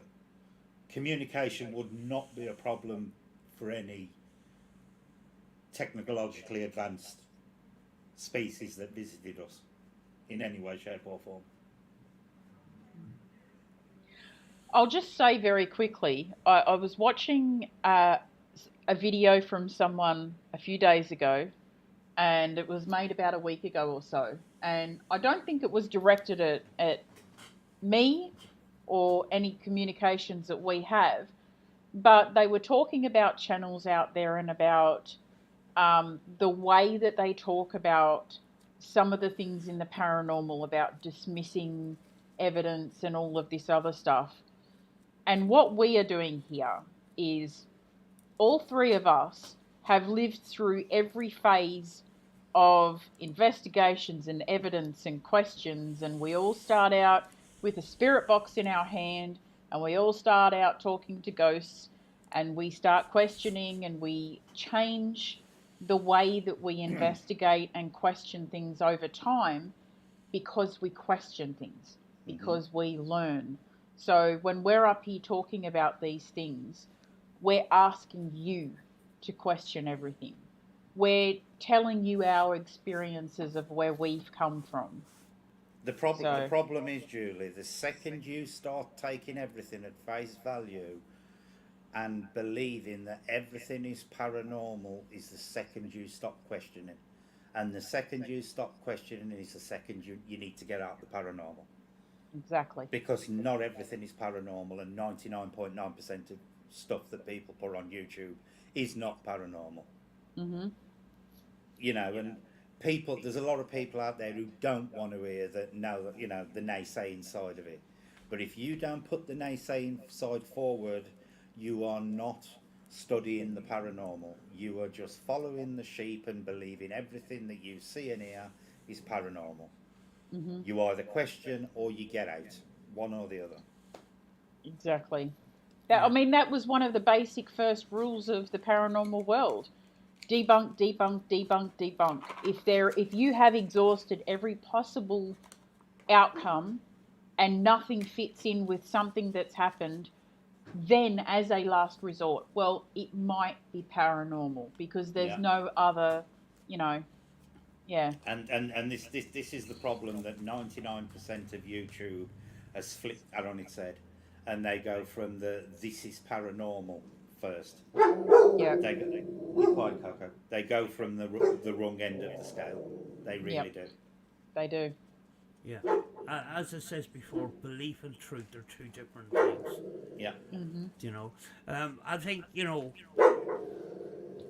we still have to sort of we still debate whether paranormal is scientific or spiritual and stuff like that. We there's possibly bits and pieces of both, but for say scientific study and stuff like that, belief has to be left aside. You Yeah. can't, if you want to know the truth, you can't go on blind faith. Yeah. You know, you have to, and you have to question yourself. Right? Do you believe in ghosts? If the answer is yes, why do you believe in ghosts? And come up with a really, really solid answer. If it is because I've seen it on the television and I believe what I've seen on the television, or I believe what other people told me and stuff like that, that is the wrong answer. Yeah. If Yeah. you can say I've experienced something, then we got something more solid. Yeah. For on your belief. Yeah. And then the big thing is question Yeah. every single thing. Yeah. Not on the bias of the negative. There is a lot of people out there that will try and debunk or will debunk certain things. But the thing is, very often you'll see on YouTube the bias is on the negative, and Yeah. this is what I came up with when I had this discussion about this other channel. Now he's got very, very good points in all of it, but I question his bias. And he actually wrote to me since and saying that he was investing in in some equipment to do a specific experiment in the line of ITC, which is absolutely brilliant for him. But I look forward to seeing what he has to Yeah. offer. But he went into this argument about ITC and Spirit Box on the bias. He already done a video on it before, and I think he took it down because he got so much crap about it. Because he just came up. This is his PSP7, and it does absolutely feck all. And let's try it, And he just checked it out of the box. We just bought this. Let's turn it on and listen. What you've heard is static and pieces of radio. That is it. And we've gone and explained to him. He says, I bought this equipment before. It took at least 4 weeks for me to get communication on. So he actually is taking our point of view into account, and he wants to do things for himself, and that is good too. But don't have a bias. Be neutral about the whole thing, but question everything at the same time. Right. Let's take a reality check on that, though, Sam. How many people and on art can actually say they haven't got a bias? Because the bias to believe is just as strong on YouTube, if not stronger than the bias not to believe when it comes to the paranormal community. I can put my hand up and say that sometimes I'm probably turn around and say, no, I believe that that's real, and I don't think logically. If I take a step back. Not one of us here can say that they don't let their bias pollute their. Not one of us. Exactly. At some point. Yeah, I mean, like that is true. But then you're talking about YouTube and you're talking about Facebook. If sometimes if you question things logical, people are out to look for entertainment. They want to find scary ghosts. Yeah. You know, if I go out to a cemetery, they want to be spooked out. Mm-hmm. If I And go out there with a scientific brain going, well, the atmospheric pressure is this and that and that and that, this is boring. I don't want to fucking watch this. You know? I tell see, you and then, what, though, as Sam said once before, we need more scientists in the paranormal field because I believe that the equipment that we have now, as fantastic as it is only a stepping stone to something that's going to give us great evidence in the future. yeah, the problem we've got with getting mainline, mainstream science involved is it's got a few problems. One is the amount of cranks and weirdos out there. Let's be honest. Number one. Two is for anything to be accepted by mainstream science, it has to be testable and it has to have reproducible results. And that is one thing we can never guarantee in the paranormal field. You cannot guarantee to switch a radio on and get communication that is consistent every time you turn that radio on. Yep. That is why it will never ever be accepted by mainstream science, because it simply does not fall into the criteria of what mainstream science needs, and that is why it's got the name paranormal. Paranormal actually isn't accepted as a scientific answer. Yeah, Because and if never it Yeah. will. was, then they're basically saying I don't know what the heck it is, Yeah, which means that the experiment stops right there. yeah, Yep. There has to be an answer. If there is no answer, the experiment continues. yeah. You know, an unknown answer. But to say that it was a you know, it happens by magic. That's basically, you know, if they came up with a paranormal, it has to be paranormal. Well, it's fucking magic, and so we can't do anything about it. Yeah. Yep. You know, See, but for all we know, in terms of ITC, we could have aliens land on this planet tomorrow and admit that they've done all the communication. That will turn ITC on its head, literally. You know, the paranormal, we can't say from one day to the next what position it's going to be in. We really can't. Something could occur at any time that turns the entire paranormal community, not all of paranormal, but certain branches of paranormal could be turned on. That, you know, somebody could find a body of a Bigfoot tomorrow in a wood somewhere, and the whole of the Bigfoot paranormal community would be turned on its head. Yep. There's no guarantees in the paranormal, and that is what science cannot deal with. yeah. Do you know, when it comes to sort of the ITC, you know, it's very rare that I get a full long sentence, and that's where, you know, we're getting words, we're getting 2 or 3 words and stuff like that, and we have to try and get information from that, and it's extremely difficult. So, you know, radio communications, as good as it is, has got its shortcomings. You know, we have to sort of, but we have to understand the communication first, how it happens, how it's done, before we can advance onto something else. And when people went on to apps, I give a spurt box to a team, and they said this is the old-fashioned way of communication. You know, they were used to taking out the apps and stuff like that. Let's try some old school. It's not old school, it's still current, because we know very, very little about it. Yeah. How it occurs, and we can't advance forward until we have some sort of a grasp of an understanding on radio communications. Yeah. You know, so to say it's old school is a bit, it's dismissing. You know, oh, you know, these apps are more convenient because you can, they're on your phone, you carry them around all the time. That's just a convenience. It doesn't make radios old school. You know, Yeah. it's a Yeah. completely different method. They're two completely different methods. Yeah. methods, you know. You can't technically say anything's old school in the terms of effectiveness because you don't know what you're actually testing. No. So until you know what you're actually testing, you can't say in terms of effectiveness anything is old school. It's just an alternative method. Yeah, and when you look into ITC, you know the nerd ITC community, the ones they're doing the ITC day and night and stuff like that. It's all radios. Yeah. You know, it's still radio. It's not.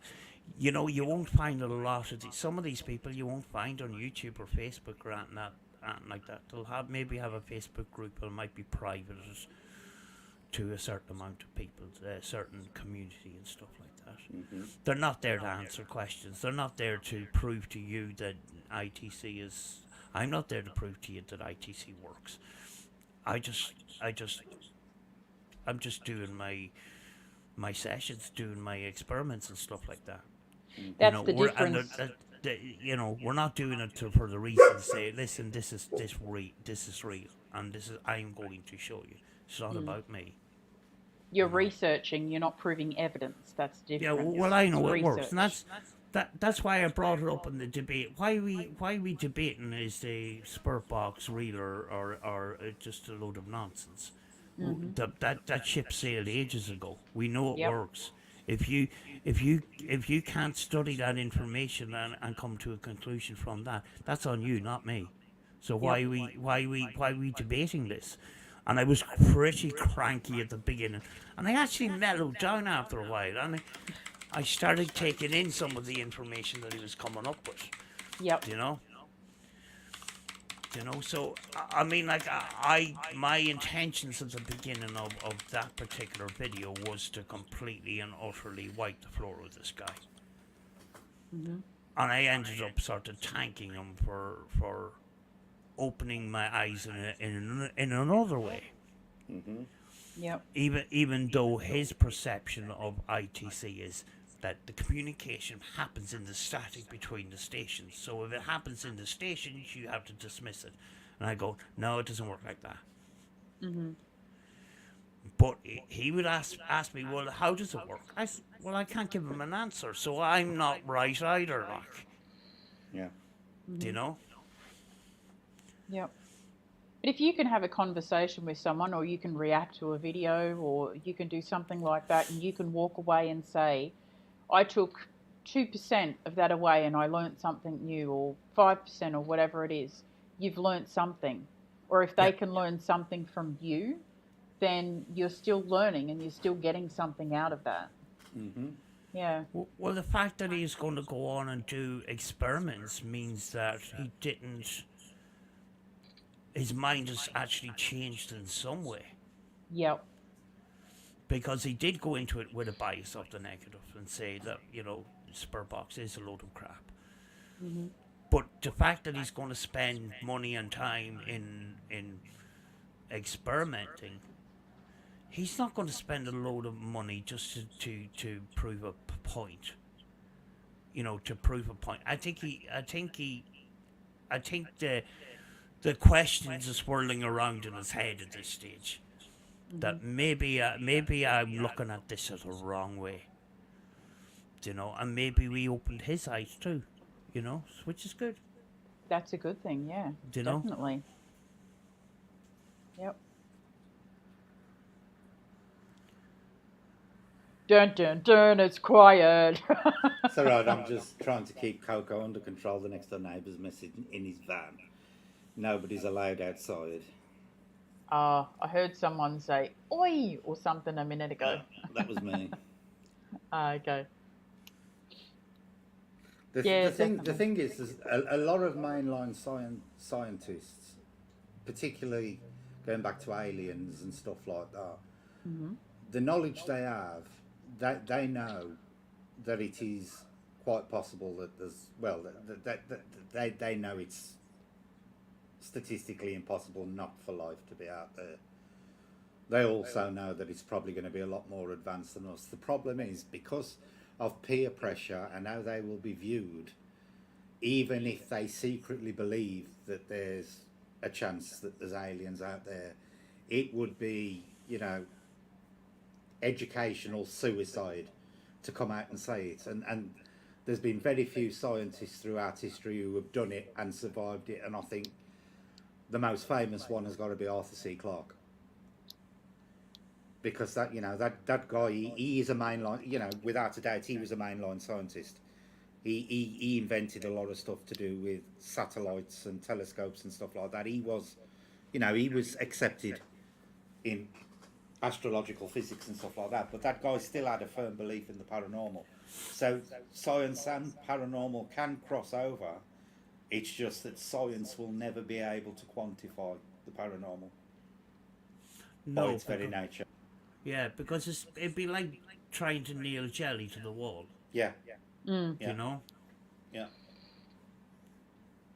Yeah, definitely. I'm going to make myself a cup of coffee. Okay, go for it. Oh, I wish I'd said that, because hurry up, Sam, because I want one. I had to go and put wood on my fire a minute ago. Last week when we had the 3-hour stream, I forgot about it and I went and checked it and it was almost out. Yeah, I loved Arthur C. Clarke shows. I used to watch them religiously as a kid. Arthur C. Clarke, I was trying to see if that rang a bell for me.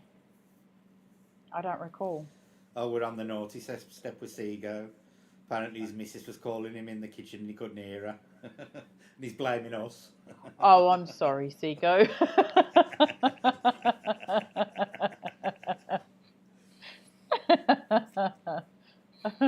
Well, you can watch while you're sitting on the step. Oh, dear. But personally, I think it's healthy to have skeptics in the paranormal. And I know a lot of people don't like it because, they like everybody to believe their point of view. But I think without skeptics, there's no balance. You've got to have people questioning, because those people questioning and saying, I don't believe, they're the ones who push you more to proof than the ones who sit there and blindly accept you. It's funny you say that too, because these last couple of sessions that I've done, and they're only short ones, but I put a little disclaimer in right at the beginning before the video starts, and it says, take this video or whatever with a healthy amount of skepticism. Mm-hmm. And I have that little disclaimer that I now have at the beginning of my videos. Yeah. Not everything they see is going to be real, and just question it. And I'm okay with that. Go ahead and pick it to pieces. Mm-hmm. It's how we learn. Jackie says, what about the tarot and oracle cards and how they are spot on? So many times it is spooky. The tarot's a really funny one, because again, this is another one that has been totally misrepresented by media. Tarot cards are not fortune predictors in the way that most people think they are. Mm-hmm. They are basically, I think the tarot is not what actually does the magic, it's the person who uses them.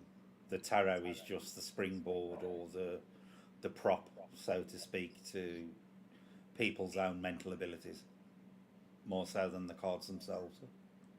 Yep, I agree completely. And even saying that not everything is set in stone, even though something may come out in the tarot cards, it's not set in stone. It doesn't mean it will happen. It's just one of the paths. Yeah, as you said. I always emphasise this with people if they ask me to do a reading, and I say, look, what these cards show are not the future. They are just a possibility as the situation stands now.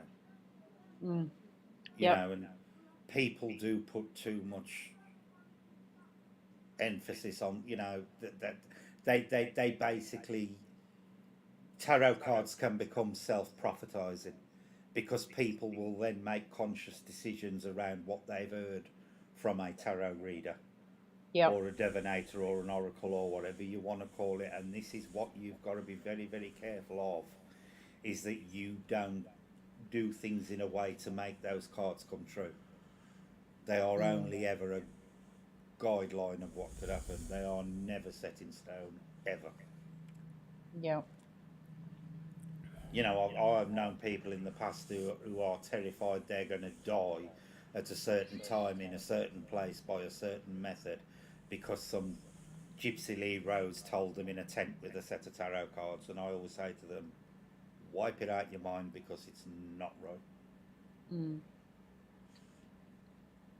And Yeah, that's how. I have actually met people like that, Julie, who are convinced they are going to die at a certain time in a certain way. Really? Yep, Yeah. because they've been told by a tarot reader or some other kind of divination method that is what's going to happen, and they take it as pure and utter fact. That is crazy. I know that, like, I've seen a lot of tarot readers. Most tarot readers, if they're genuine, will not read anything into your health. Anything like they won't predict pregnancies or the sex of a baby or anything else because they realistically can't, and they can't predict your. Well, they refuse to predict deaths or anything like that because nobody knows. Mm-hmm. So if Have you you see someone doing that, well, I'd have questions. have you seen the guy? He's a big YouTuber. He decided to pay money to these psychics and that, and he wants to contact his dead grandmother, who is a completely fictional character. Yeah, I've seen it. I've seen As it. funny as fuck. Yeah. Really, really good. Yeah. See, the vast majority of people, you know, and I do believe there are people out there with psychic abilities. I don't believe there's as many people out there with them who claim they have them. Yep. Because if they're on YouTube or Facebook or got a website or whatever and they're charging people 99% of their times their only ability is to generate money. Mm. Putting it politely. But you know, I have known what I personally, in all the people I have met over 40 odd years of doing this now, I can honestly say I can count on one hand the number of people I genuinely consider to have that kind of psychic ability. I don't think I've met one yet. Not personally. I've watched shows and I have oh no, I won't say that. There was one that I had a reading from once and I sat in my chair giving nothing away. I just sat there like this, stone faced listening, and she had described my father to a T. And she said, this person's living, which he is, but even down to like what he did, what he wore to like the little job thing that he had and everything, the hat that he wore, everything. And this woman didn't know me from a bar of soap. So that was kind of cool, but that would be the only time. Yeah. Yeah. Jazz has put some up there. I got a tarot card, pick a card group thing on YT that said I was going to lose something and I lost a baby. Sorry to hear that, Jazz. I haven't gone anywhere near them. That is what is called a Barnum statement, Jazz, and it is basically used by all these people who charge you for readings and psychic sittings and stuff. You know, be it on social media or face to face. And basically, a Barnum statement is a self fulfilling prophecy. It is something that is so broad in description that it would basically apply to everyone. Like they told you you were going to lose something. There isn't a person on the planet who doesn't lose something on a regular basis. Yep. And that what you were told there is the perfect example of a Barnum statement. Mm. On a positive note, do you know, way back a while ago, myself and Rachel used to come onto Derek Akora's Facebook page, and we used to Whose Facebook page is still active, by the way, Sam? Have you noticed? That's what I was going to come to, right? Yeah. We used to come onto him, and he used to blush and everything, and he'd get all embarrassed, and then we would say, "Sorry, Derek, we're just taking the piss, like we're You're a good guy. You're not. He actually is a nice guy. We're only Yep. messing with you, like, and he'd be fine with that. He had such a really nice character, but when he passed away, all these other psychics are started coming together on his page, and his page to this day is still running with all these Yeah. people. Yeah, all making You know? money off it. Yeah, It's quite. I mean, like, I don't believe in a lot of this stuff and that, but the fact that they're keeping his memory alive by keeping his page going is good, you know? But they're Yeah. not. To be honest with you, Sam, they pop up on my Facebook every single day from that website. Those people aren't keeping his memory alive. They're cashing in on his memory. That's what the vast majority of them are doing. Apart from, you know, I'd even say that extends as far as members of his family as well. They are cashing in on his memory. I was trying to be positive, but I think you have a point. Damn it, you can't win, really, can you? Bye, Mandy. Have a lovely day, evening, whatever it is for you. Have a good day, Mandy. The president's waving. Hi. See him in the back. He's waving. Hi. Jim Higgins says hello, all the way from Green Ireland. It looks like Einstein. Diddly dee potato. Looks like Einstein, even down to the cardigan. He reminds me of the fellow from Are You Being Served? That's You right. know the fellow, right? Oh yeah, yeah, I know which one you're on about. Yeah. Oh, it was so I had a funny. name from an Everton, and I put it up on Have a Facebook, good and night, then guys. everybody says it looks like Jim Higgins, the Irish president. So He actually ended up- does, though. yeah, so I have no idea what the Irish president looks like, so I'll Night, take your Kaz. word for it. I don't even know what he does. Actually. I think he's just a I don't want to get cancelled. You know, but, I think the government get on with their thing, and Jim turns up to. He's a representative. He has his He's photo not a- taken. He's not a politic. I don't know if he's involved in the politics of the running of the country. He's just a figurehead they wheel out when they need one. He's a mascot. Yeah. Calm the people down. Lily. Face of the people. Face of the people. Oh, that is brilliant. But yeah. So has- that if anything comes out of this discussion today, the only thing I want people to take away from it is, do not be ashamed of feeling skeptical about stuff. You know, Yes. do not take everything you see and hear about on any channel, including mine, Yep. as face value and 100% correct, because Yeah. it's not. It's not. I would really like to see, and I know that this is not going to happen, but I would really like to see the general public change. So many times I've seen things on social media. For instance, there was this, I'm sure I brought this up before, there was this one video, and it was of a gentleman walking through an abandoned, what looked like a basement or something, and it had all these rooms without doors. And there was this one little boy spirit, let's say, that kept showing up, peeking around corners and things. And if you saw these videos, any person with a logical sense could say, that is a little boy. They've dressed him up and they've put him up to that. Because it is like, as plain as day, you can see that it is a little boy. Yeah. And he swore black and blue that it's genuine. This is a ghost child, and I'm not kidding, and all of this. And as soon as I left a comment, I was attacked. And I'm talking about dozens of people. And they're calling me all sorts of names one of under those the channels, sun. was it? It was one of them. And I would really like for people to just turn around and go, that's your opinion and I'm okay with that. You have a good day. Yeah. You know? You see some of these ghost hunting communities. You know the communities around them that are in the chat and that. They can be flipping savage. Yeah. Oh my God, yes. You know, I mean, like, you say the wrong thing or question anything, you know, from the super fans, they'll come down on you like a flipping ton of bricks. Mm-hmm. We've seen it. It's not a pretty sight. See, the problem is social media is not the best place to do the paranormal when all is said and done, because it's very polarizing.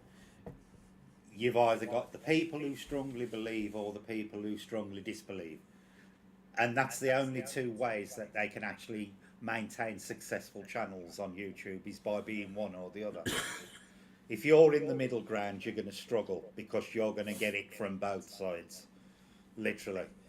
You know, when you say something that's positive towards the paranormal, you're going to get all the negative lot backing you up and saying, yeah, that's right. But you could very well 10 minutes later say something else that actually is positive for the paranormal, and all these people will instantly turn on you. Yeah. That is because YouTube is polarizing. There's no middle ground. You know, you've got to bear in mind with YouTube is ultimately it is there for entertainment, and there's no getting away. And you know, not to knock YouTube, because YouTube is my go-to place for a load of stuff. You know, because there are channels out there that do things like I'm currently setting up a new channel for wildlife in the back garden. So I've watched God knows how many YouTube channels on CCTV and setting up wiring and that, you know, and for that kind of stuff, it is brilliant. But when it comes to stuff like the paranormal, you are in a quagmire. You really are, because it is such a polarizing subject. It's like throwing a raw chicken leg to the vultures. It's like walking into the Colosseum naked against 10 lions. Is basically what it is. Oh Yeah. That's why a lot of people now are just, you know, they're it's happening again recently, where people are saying, listen, you know, we're into the paranormal and stuff, but we don't want to be associated with the paranormal community because it's a complete utter dumpster fire, you know. Yep. Do your own thing and go out and do what you love and your research and whatever else it is, and just keep away from it. That's what I do. Yeah. You know, and it always ends up in I don't know why they always end up in drama, attacking one another. Now, surely if your interest is genuinely in the paranormal, all you're concerned about is the paranormal. You shouldn't be concerned about whether X, Y, or Z channel has said this, that, or the other about you. You know your own truth, accept it. If you want to, put a comment and say, oh, such and such said this, but, you know, as far as I'm concerned, I stand by my evidence, and leave it at that. But they seem to thrive. It gets to the point where the drama becomes bigger than the content on the channels, and that is the problem we have with the community on YouTube at the moment. Do you know, I mean, like, at times I went for low-hanging fruit. I mean, like, I've called out hope, and, you know, I'm talking to animals and stuff. And lately it's just something to take the piss out of. Yeah. And that. But, you know, I would have super fans, you know, come down on me like a ton of bricks. How dare you, you know, say that about Steve, and he's a holy man and all the rest of it. And then we get into conversation. And 9 times out of 10, the conversation goes on and on and on, rather than just say, you're a hater. Yeah. Actually, I was expecting these people to go, you're a hater, you're just a jealous hater, just because you can't get communication like he can, and all this kind of stuff. I started getting into conversation with them, and then I started getting in under their skin a little bit, and I asked them to question every single thing. Yeah. You know? When a question is asked, and then there's a jump cut, and then there's an answer, how do you know what happened between the question and the jump cut and the answer? What happened? You know? Yep. Can you guarantee that nothing happened in that jump cut? You can't. See, it's not healthy to hero worship anybody. And Definitely not. And particularly, you know, YouTube streamers like us, we are just normal people like everybody else. There's nothing special. And people, I wouldn't want somebody going onto somebody else's channel and savaging somebody else in my name. You know, because that ain't how I operate. And, you know, and if I found out anybody was doing it on my behalf, I would actually contact them and say, please don't. Yeah. You know, it does foster a very unhealthy atmosphere sometimes where people get to the point they almost treat us like, not us necessarily, but YouTubers like superstars and celebrities. Mm. You know, you should never hero worship anybody, ever. I remember I got into a situation and I actually had to apologize. I actually was in tears because I'm a very emotional person. Now I don't believe, and I would stay a mile away from, going into an abandoned place and then, for some reason, discovering there's a spirit of a child in there and he's trapped and he needs to be crossed over. Where are you getting that information from? I don't know. But I went down on this guy like a ton of bricks on live stream. Mm-hmm. And then I had to pull back and say, I'm trampling on people's spiritual beliefs here. Mm-hmm. And I fucked up big time. Even though personally I think this crossing over, people having the ability to crossing over, I don't believe that stuff. I think it's cringe to me, actually. Yeah. Same, No, same that's for my me, personal opinion. If you have other it's opinions, exactly please it's, don't. No, it's the same for me. Exactly the Do you same know? for me. But I went down and this guy was a friend of mine, or well, we're in the paranormal circle. But I rang him up afterwards and I says, listen, I'm fucking sorry about that. I really fucked up. Mm-hmm. But at the same time, I questioned where that information was coming from. Yeah. Yep. Do you know, are people self-glorifying themselves that has the power to pass people on? What's going on in people's heads when that happens? I don't know. I don't understand it. And maybe it's because I don't understand. I don't know. The thing is, Sam, no, life after death isn't even proven. There is no, Yeah. it is basically down to whether you believe it or you don't believe it. No one can actually sit there on any format, be it verbally or on YouTube or anything, and say, I have got the ability to cross people over. Because nobody knows what the process is or if it even happens. So to be claiming that to people, particularly to people who are grieving at the time, people who are at a very vulnerable moment when they lose somebody, and can be for months and years after, you are taking advantage of somebody's emotional state, and to me, it's just wrong to be making those kind of statements to people who are particularly vulnerable to it. Yeah, look, I don't know whether it's actually a thing or not. In my opinion, I don't see evidence of it. But if it's not, let's just say it's not, right. These people are telling grieving loved ones, as you said, that their loved ones are stuck. Mm-hmm. Then there are those who go out and say, if you pay me this much money, Yeah. I will pass your relatives over for you so they're no longer stuck. Yeah. So they're making money off someone's grief. Yeah. And then they're putting all the fear into these people because they're like, well, they're stuck, so they're stressing about their loved ones that are stuck. What about when I die? Am I going to get stuck? Am I going to be stuck here?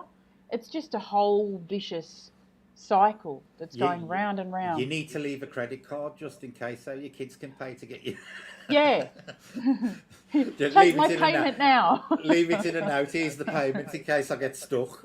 Make sure I get over once I die. Yeah. Delete my internet history. Yeah. But this is healthy, having a conversation, even if we all don't agree on the same thing, and not being vicious with each other, Yeah. But the realms that the paranormal has gone to over the last few years is frightening. You've got people out there who are actually claiming to be contacting biblical figures. When all's said and done, they are claiming they are in contact with biblical figures. Where's it going to end? You Johnny know, the we all Baptist. know who it is. We all know who it is. Where is it going to stop? I'm getting tingles.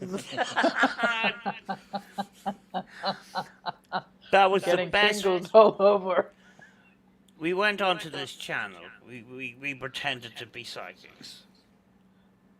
And a certain person convinced a paranormal investigator that there was a guy called John in the cemetery that loves being by the river. We didn't know at the time there was actually a river in the cemetery, and they were going, wow! And as they were going down to the river to call out for John, they noticed the name John on his gravestone, and they started calling out to John and stuff like that. It was good. We completely put this investigation in the wrong path altogether, because these people were talking in the they were going on people in the chat who claim to be psychics. You know, these armchair psychics and that, and they were, I'm sensing some presence around you and all the rest of it. And they're looking through the screen and Sam, stuff. just come straight out with it and say what we did. Just keep channel names out of it. But it just goes to show you how you can steer somebody. You know, these people, they didn't know us for shit. Well, they do know us, but They do now. The long and the short of it was basically, Julie, I convinced, along with the help of Sam and somebody else, that they were talking to John the Baptist on the side of the river. it was brilliant. They were walking around the bank of the river calling out for John. It was fucking hilarious. And I basically did it just to prove that how easy these people can be manipulated into believing certain things. And I actually used the story of John the Baptist on a rather well-known UK paranormal channel, and got them and all their armchair medium fans to spend about 2.5 hours, was it, Sam? Yes. Talking to both John the Baptist and a brownie on a mushroom. Oh yes, the brownie on the mushroom. That's right. Hang on a minute. Hang on. Seago says, I'd like to communicate with my pet guinea pig, Fluffy, I had when I was 12. Who should I contact? Well, Steve for the Hawking. low price of $51.99, Sam can contact Fluffy today. I had this discussion. Well, it wasn't a really much of a discussion, really. You know, there's certain person that talks to animals, and the animals communicate in English because they're in a different plane and stuff. And I said, Steve, you're making a booty. Well, I was just after saying,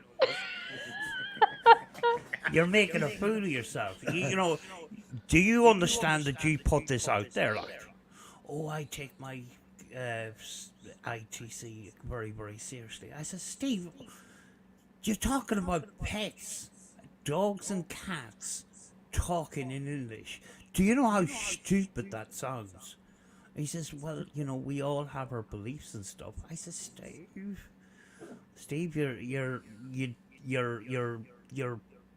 putting out stuff there that you can't prove. Yeah. Yeah. I think anybody who runs a paranormal channel, you've got to have some kind of, you've got to accept some kind of personal responsibility, because it becomes blatantly obvious when the channel becomes more about the money than it does about anything else. Yep. we have got to have personal accountability for that, really. Do you know, on the serious side of this, right? There's people out there, they had their favorite pet and they died, and you know, say that person brings up the subject of talking to pets and stuff. You going, oh, I miss my little fluffy dog, whatever his name was, Jack or whatever. Can we talk to Jack? I miss him so much. And this person say, yeah, let's give it a go.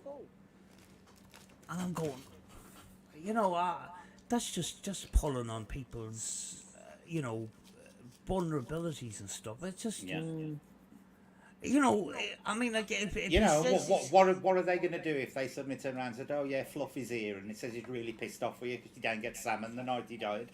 You know, what would you do then? you know, I mean, like I take the piss and stuff, but when you see the serious side of it, you're going. I mean, these people are really, really grieving. They're, you know, along with the pets, you've got the loved ones and stuff like that. Yeah. I'd rather stay out of that. People have messaged me asking about their, can I do things for them and that. Yeah, I don't touch that stuff. What a yeah, barge pole. I've done the I same. talk to communicators. I don't know who the communicators are. That's it. I've had people message me in the past asking to talk to relatives or friends or whatever, and I've just basically turned around and said, "Sorry, that ain't what I do or would ever do. I can't talk to your dead relatives." You see, this because this person is so popular on YouTube, he's created this reality that a lot of people are going for, and we're just amateurs because we're not following what he's doing. And I've had comments myself. He says you need to get rid of I, that flipping radio. I wouldn't use the term amateurs. I'd say more morally sound than amateurs, Oh, more than anything yeah, else. but we're considered amateurs. Oh, that's Yeah. old school. You're using a radio. We've gone fucking. We've advanced since. Look at Huffy's got these apps and stuff. You need to use the apps and stuff. You need to use these pedals and things.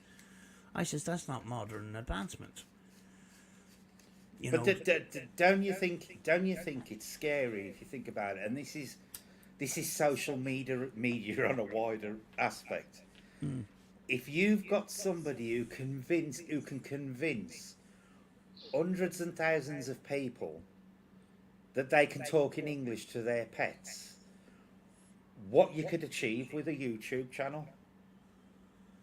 You know, you could convince people to do all sorts of evil and nasty actions. If you think about it, you can convince people of anything. And this is why I think there should be more accountability on social media. I think there should be more laws in place that us as content creators are held legally responsible for certain things. Oh, Because go on. there's been you take the cases in America, you know, the Kanika Jenkins case and stuff like that. You got these so-called, all of a sudden, you know, psychic mediums that are talking to these people and stuff and making these claims, and you know, saying these things, what happened to them, which didn't happen. Do you know these people that go missing and stuff, and they're coming out with all these conspiracy theories and stuff like that? They're putting this out there. Thing is, they're not getting flipping sued, and they should be. People are not suing the right flipping people. Do you know? Mm-hmm. Do you know? And it's the same things with celebrities. Celebrities are people too. You know, Yeah. to say that a certain celebrity has gone into hell and stuff like that, that's a deformation of character. Yeah. Yeah. And I think in that particular case, I think there was a case put forward, or there was thoughts of a case going forward in that situation. Because you if you're a family member of that particular celebrity, and there's somebody on the internet saying that celebrity has gone to hell and they'd taken them out of that and saved them and stuff like that, that's a deformation of character. Yeah. You know. Yeah. There does need to be more regulation on places like YouTube and Twitch and even Twitter and Facebook. There does need to be more regulation because, there are consequences of every action. And people have killed themselves over Facebook and YouTube and Twitter and Instagram and stuff like that.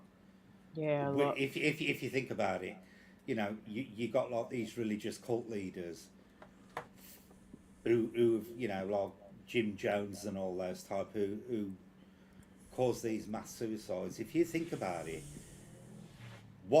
modern social media has done has put that power into the hands of everybody. And I'm the first one against oppressive laws and stuff, but I do think there needs to be some sort of moral obligatory laws imposed on social media as to what boundaries you can and can't overstep. Yeah, I think, in the paranormal, I think, a lot of us go by, you know, common sense morals, but some people, their moral values are different. Mm-hmm. They think it's fine to talk to celebrities and claim all sorts of things, Yeah, you know? yeah. The thing is, money trumps morals with a lot of people, Oh, yeah. and YouTube fulfills that perfectly. Perfectly. Yeah. Do you know when you put a name into a title, it's gonna blow up. You take this experiment right now, where Father Jack is taking from Father Mm-hmm. Ted. This is an Yeah. Irish thing. That video will actually get more views than some of these other videos Yeah. because I've referenced a certain a TV program and stuff like that. And it's view harvesting. That's what it's called. When it comes to celebrities, if you get an excuse to put a celebrity in the title, you put it in there. You're view harvesting, and that's the way the money is made. The finances behind the thing, but the finances sometimes taint the actual paranormal itself. Yeah. So the focus changes. Mm-hmm. It does seem to happen a lot in the paranormal community, and I presume it happens in every community on YouTube, no doubt. There seems to be a line crossed where people hit a certain level and then priorities change. Oh It go yeah. it goes from being like a fun hobby to being um, just a money making scheme, and the original goals literally go out the window. I had a thing pop up in my news thing today of some guy. Don't even know his channel is. I ain't subbed to him or anything. He just put your notification thing on YouTube where they type little comments. It just popped up in there. He was moaning that YouTube hadn't been, the analytics hadn't been pulling his videos out. So please watch my videos and blah blah blah. And I thought, when you're begging people to watch your videos, you're obviously doing that not because you're worried about the content of the video. You're worried you ain't getting the money off the analytics. And yet people just fall for it every single time. Every single time. See, I've known a lot of people who, I mean, the paranormal's like, we've all been through the dreaded sea and everything else, and everyone wants to be famous now and make YouTube and everything. But there's a lot of people, quite a few who I've had the privilege of knowing, I will say, who come in and start from the ground up, and they will come in the smaller channels, and then eventually they'll find you, and they'll be in your network for a while and come into Yeah. your lives and your videos and Yeah. all of that. Then they'll get to the point where they've got the same subs as you or a little over, Yeah. and then you're no longer in their circle anymore, and they're up to the 5,000, 10,000, and Yeah. they keep going. You know what I mean? Yeah. And Oh, all the best to them, but I'm not about that. speaking of which, big massive thanks to Julie. They just got us. We're right on the button. We're probably going to lose a few after. I'm probably going to lose a few after this, but we've hit right on the button in the middle of on the way to 5,000. We're at 2,500 exactly. Yes, congratulations. Well done. Thank you very much. Subscribe. Numbers don't. If I on this other channel that I have, I have 10 or 20 people out of sort of 220 or whatever. I have 20 or 30 people that look at these Spirit Box sessions.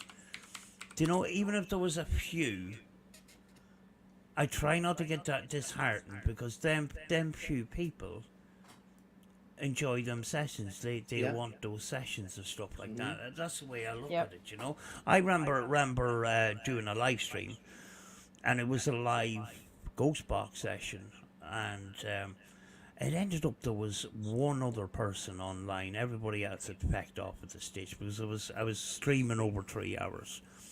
Half the time I wasn't even there. I was over at Rachel's house, and we were remotely connecting to my house, and the connection broke down. So this live stream was happening in my house, and I had no connection from Rachel's house because the connection had lost.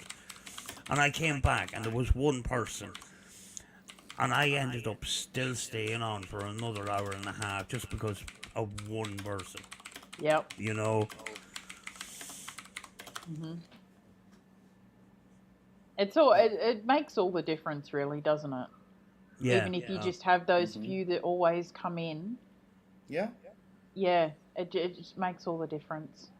I would rather have a nice community than a big channel any time, any day. A Yep, big time, yeah.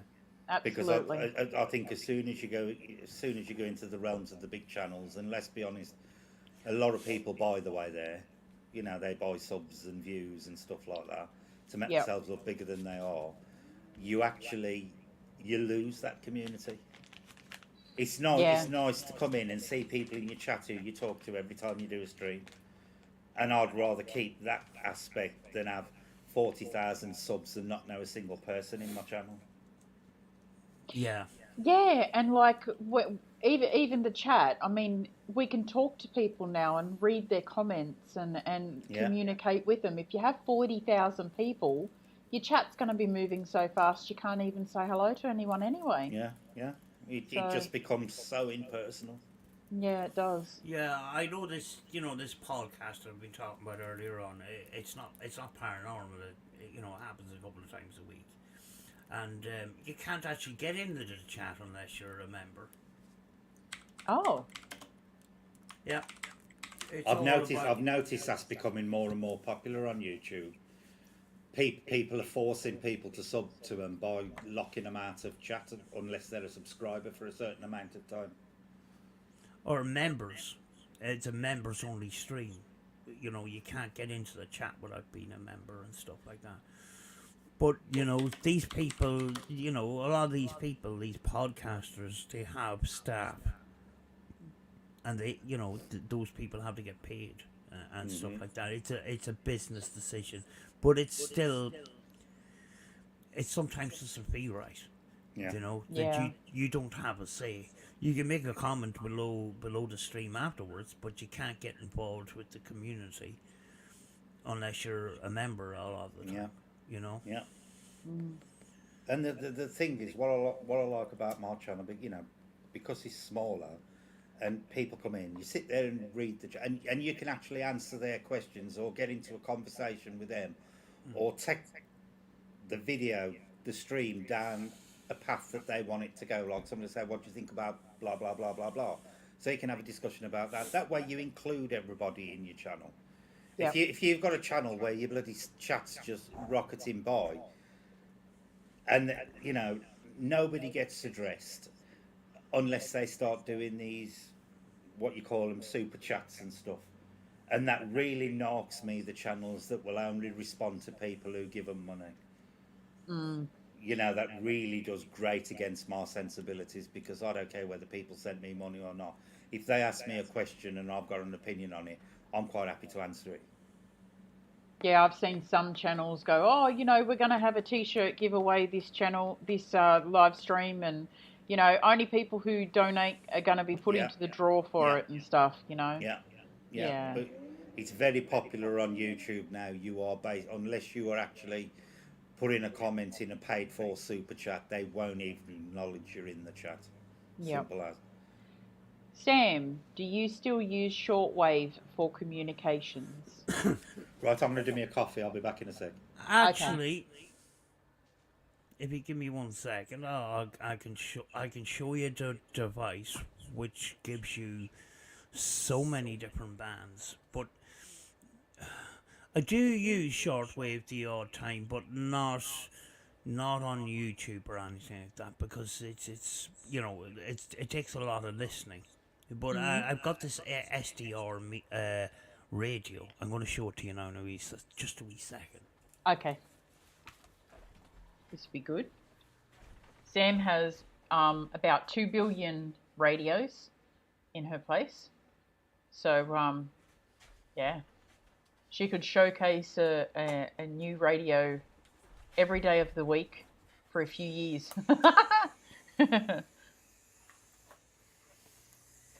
I just told them, I said, you could showcase a new radio every day of the week for a few years. You've got that many. Not too many. You don't Yeah. need a load of radios. You just need one that works. Yep. Works for you. But this is an SDR. Hey, Dustin.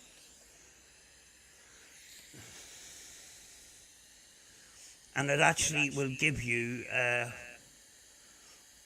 it'll give you a picture of the signal coming through. Oh, that is so cool. Right, let me see if I can get. I'll show you a band. FM.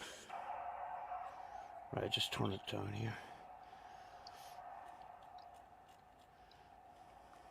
Where the yellow line is, under that yellow line, if you get a signal, it'll come up as green. It'll come up like a spectrogram.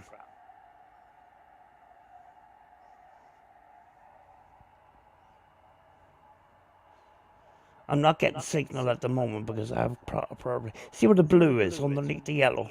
Yep. That's your picture of frequency. That is so cool. Yeah. And it's a tiny little thing, but I've actually tapped into... it must have been a security camera system or something like that, but I could hear a dog and I could hear people talking in the house. Ooh. Yeah, so I don't know what that was. But sneaky conversation. yeah, you can connect it to an external antenna and you can pick up all sorts of stuff. Or if you have something like, the Texan PL660, I've hacked it, but you can still manually tune the shortwave and stuff like that. Do you know what people that are into the UFOs and the aliens and stuff like that? They're really, it's shortwave that they're observing and stuff like that, for weird, and I've had weird stuff come up on this, and I can't say it's paranormal, but it's just weird, but you sort of do have to have some sort of an understanding of some of the signals that are coming through, because you're going to get these beeps and stuff, and they're very often, you'll pick up remote controls from cars, or these different types of devices that would use a radio, radio waves and stuff. Yep. And they come up as audio beeps. That's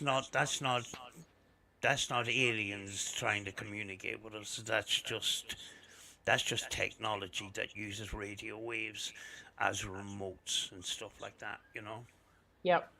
I remember,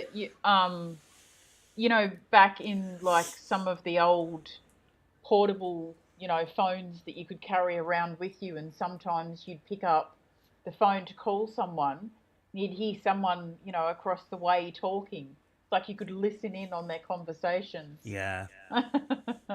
That's what it reminds me of. Yeah, and those older phones too, they were very staticky. Oh, they were. Yeah. Definitely. I'm back.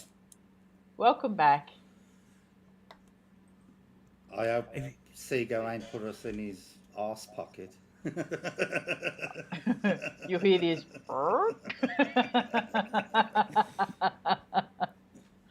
Sorry. Tell him to turn the volume up. We'll talk to the cashier.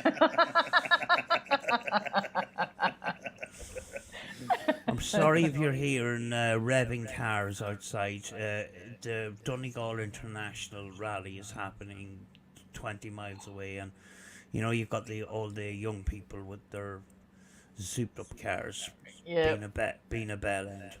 I'm surprised you didn't go. Yeah, I was just gonna say My that. I have brake problems. I have two Ah, leaking brake pipes. I can't go. She's got eh. brake I Who problems. needs brakes?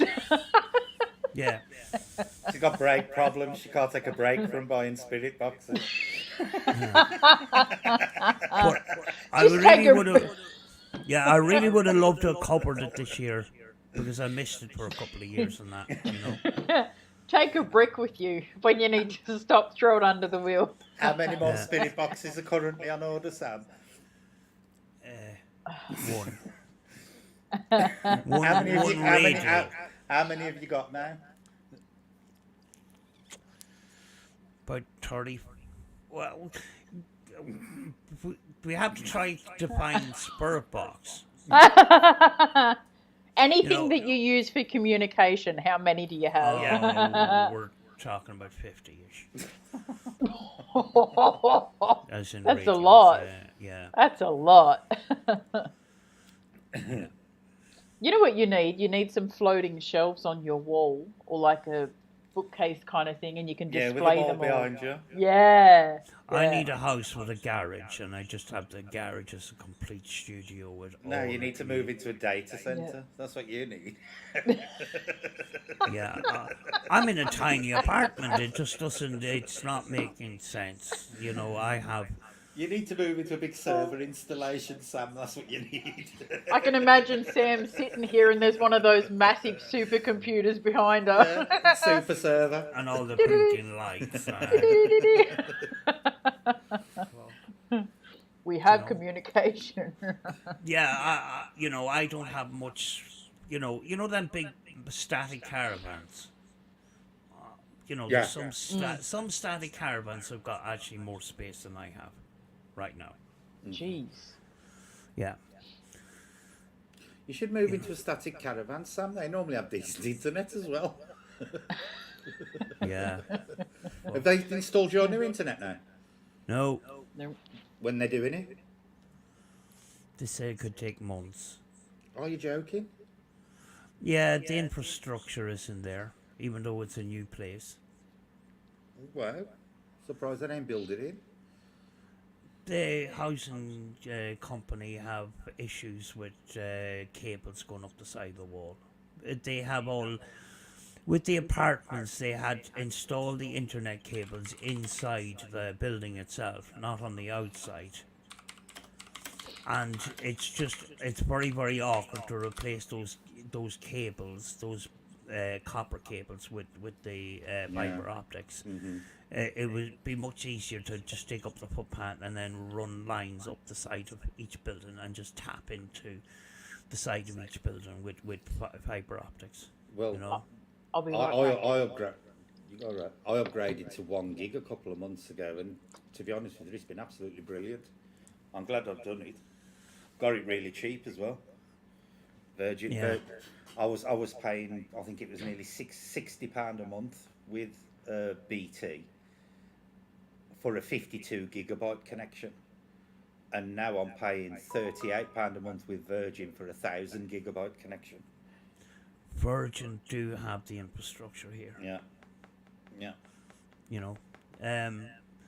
TalkTalk did say they could do it, and then they said they couldn't, even though they've sent me the stuff, and now BT have sent me their stuff. The little box and stuff. But both can't deliver. But Virgin Media did actually get the infrastructure into our building, so they're running on separate cables than Yeah, they do. these other. If you got Virgin coming into the building, Sam, I highly recommend you do that. And you'll find that it's cheaper than TalkTalk and BT. Yeah, you see, the thing is, I think with BT at the moment, they have actually now broken contracts, so I can walk away from them. Yeah. If they've broken contract, you can walk away. I'm currently on TalkTalk, which they've broken contract. I can walk away from them, which I was going to walk away from them and go for BT. But BT arrived yesterday, or the outreach, the people, the engineers, and they had the same problem as they had when I tried to upgrade with TalkTalk. So Virgin Media have already put the infrastructure in there. I think Yeah. it's the only option at this stage. Mm-hmm. Otherwise, I'm going to be waiting for months. Yeah. Technology is. It just never stops once you start with it. This new channel I'm setting up, initially it's going to be one camera on the bird feeders, right? Yeah.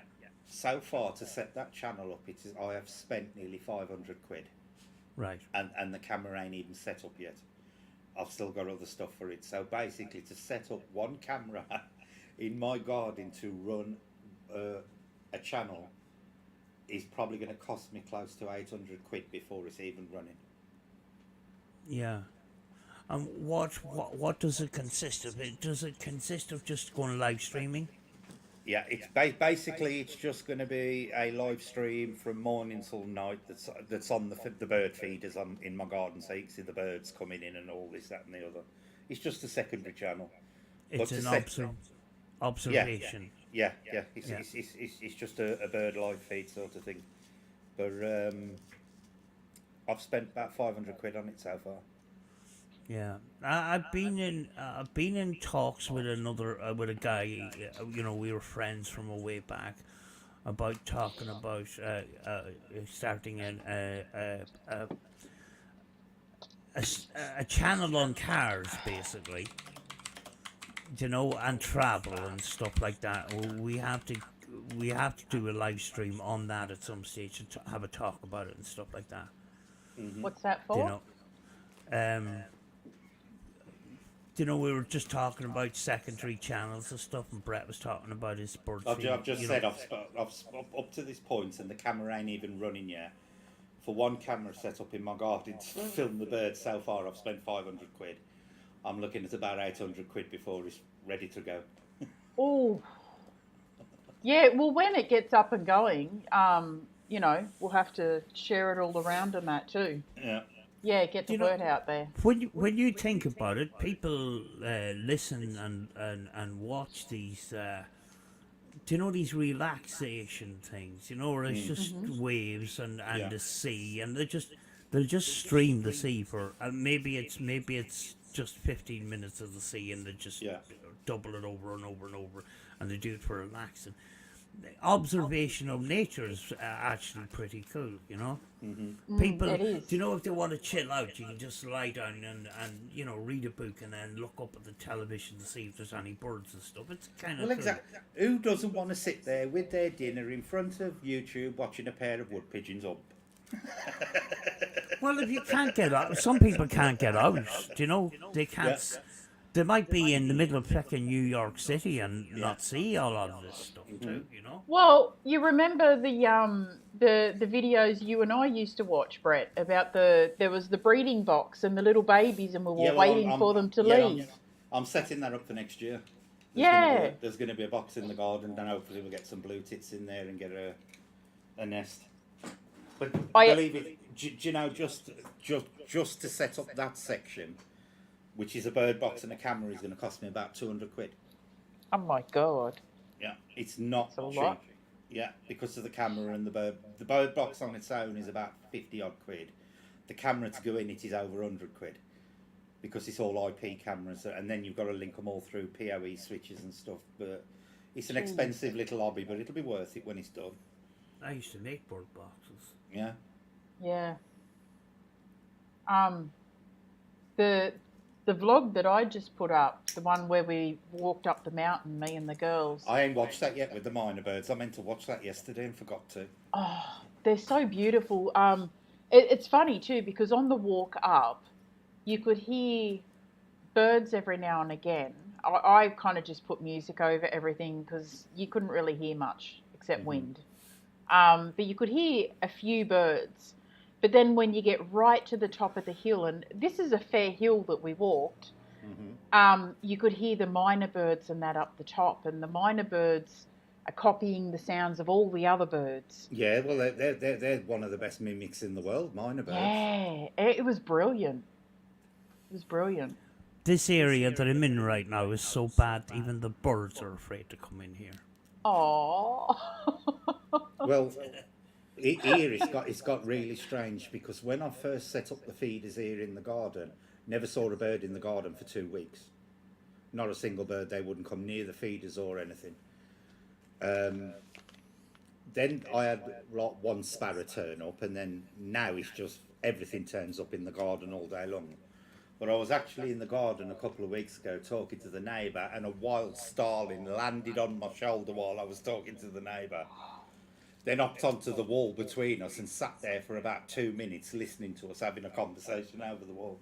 Oh, wow. I'll let the dogs out now, and they just carry on feeding the birds. They ain't even bothered about the dogs.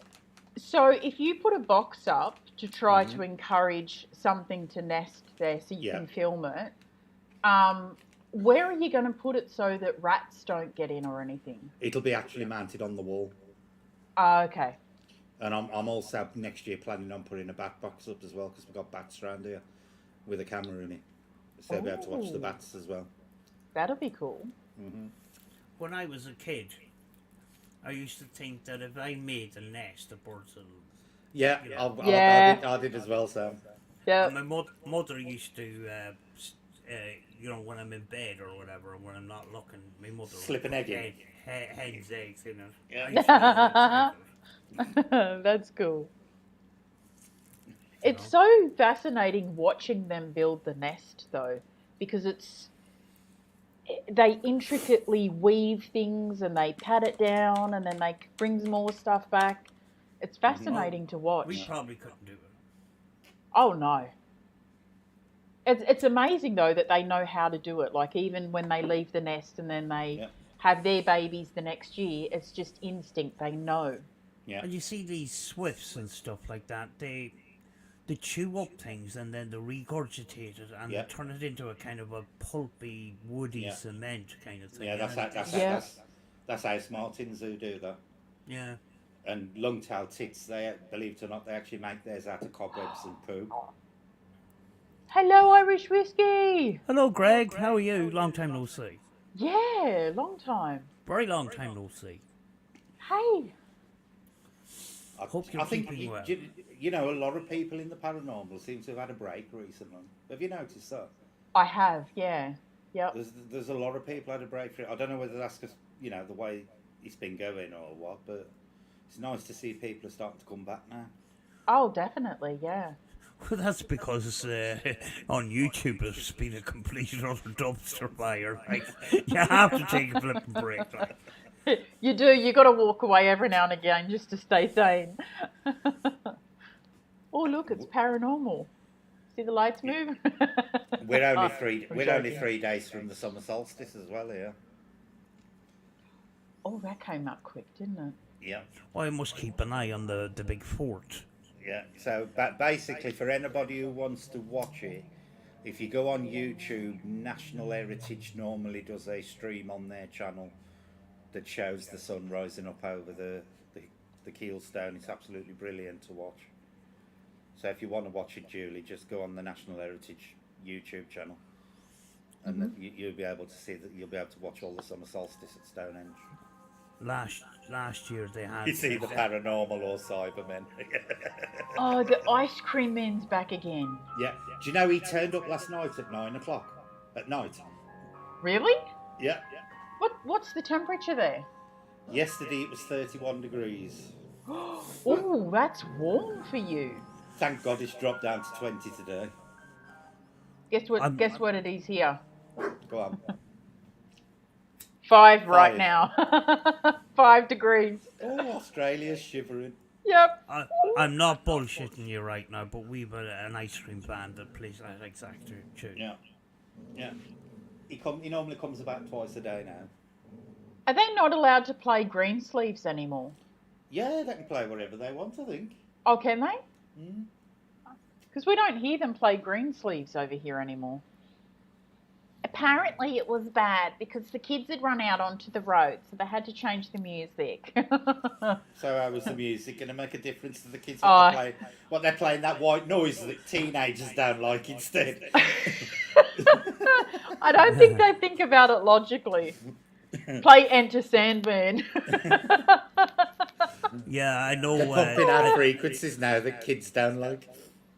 Yeah, the Four Lanterns takeaways here in Ireland. There's one in Letterkenny, and they had antisocial behaviour outside this takeaway, and they put in this speaker that's putting out this frequency that Yeah, the teenagers don't like. Yeah, it is apparently scientifically proven. Yeah. And I know I'm not a teenager because I can't fucking hear it. Yeah. I did test it, like. Yeah, we've had a bit. Believe it or not, the last week we've had a bit. I don't know what it's been like in Northern Ireland, but up here in North England we've had an heat wave, and it's been even hotter down south. But it was the hottest day of the year yesterday. We hit 31 degrees, and it was That's- absolutely murder. That's warm for you. Yeah, Yeah. it was murder. It's got to rain today, thankfully, because we've had no rain for weeks. We've got wind and that. We got wind, not sharing my personal problems, but we got wind and it's 14 degrees, which isn't that hot. Well, it's been 37 in Texas. It's been cool in Texas. It I was was just- 18 I don't degrees even know if Celsius. we had a 40-degree day this year. Normally we hit 40 in Australia. You'll have to consult your blanket. I sure would. I think my blanket though just reads. I think the top temperature's 35 or something, and anything over that goes to red. Yeah, well, we've been close to red here for the last week. It's been absolute nightmare. That is crazy. You should see my blanket now. Actually, I've got to take another photo. There's been a huge difference. I saw the picture of the last one you put up. Was it last week or the week before? Yeah, but there's Yeah. like it's heaps different since then again. So Just have to watch it. yeah, It's 50. Irish says it's 54. I don't know what that is. yeah, they're Alexa- Fahrenheit. Alexa, what's 54 Fahrenheit in centigrade? 54 degrees Fahrenheit is about 12.22 degrees Celsius. 12 degrees. in Oh, Texas at that's the not. moment. That's quite cool. Yeah. This might answer your question. Texas Alexa, has stop. multiple time zones. We don't need any more input, thank you. Tell her to go ghost hunting. Alexa, is there a ghost in the house? Scanning for paranormal activity. Oh my. Did you hear her? This is not good. She's whispering at me. She's whispering. I'll ask mine now in a She second. says there's paranormal activity, but she whispered it. I haven't heard her whisper it before. No, could you Alexa. hear her whispering? Yeah. Alexa, is there a ghost in the house? Please say that again.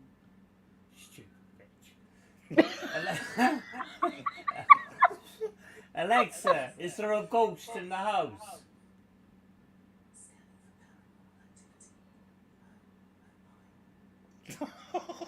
Mine's whispering too. What did it say? I don't know. Scanning for paranormal. Alexa, is there a ghost in the house?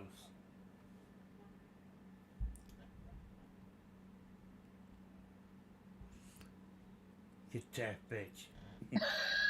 Alexa, is there a ghost in the house?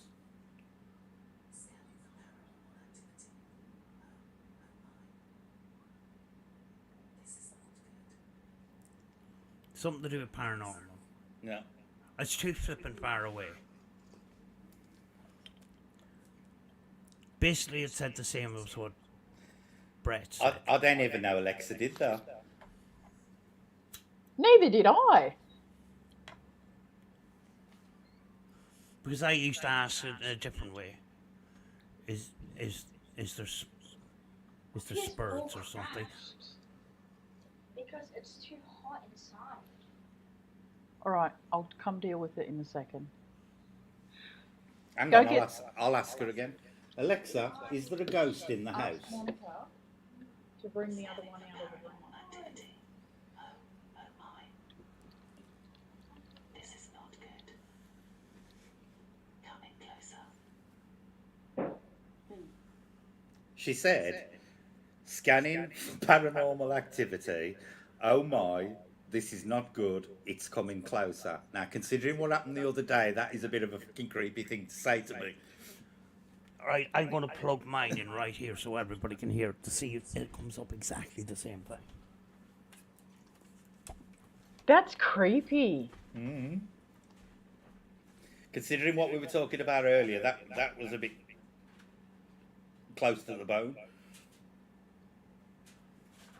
Sam's gone to get Alexa. Oh, okay. So we can hear it. But what she actually says is scanning for paranormal activity. Oh my, this is not good. It's coming closer.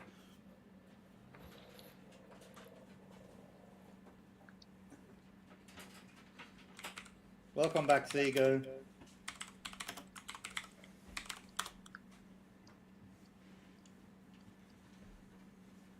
Oh, look, there's ghostly smoke appearing as well at Sam's. There's an apparition. Ectoplasm. Oh my. We'll see the president move in a minute. And strangle Sam with the red phone cable.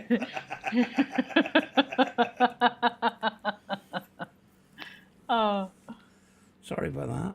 We were just seeing the ectoplasm rising while you were gone. Oh.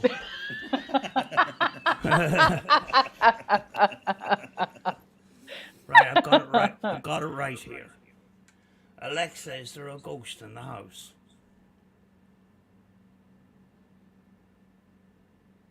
Oh, she's just, Have you unplugged her? yeah. Yeah, take a few seconds for her to reconnect. You have to wait for her, silly cat. She's a bit slow. Alexa, is there a ghost in the house? Doesn't understand my accent half the time. Alexa, is there a ghost in the house? Scanning for paranormal activity. Oh my. This is not good. Coming closer. Told you. That's exactly Yeah. what she said to me. Boo!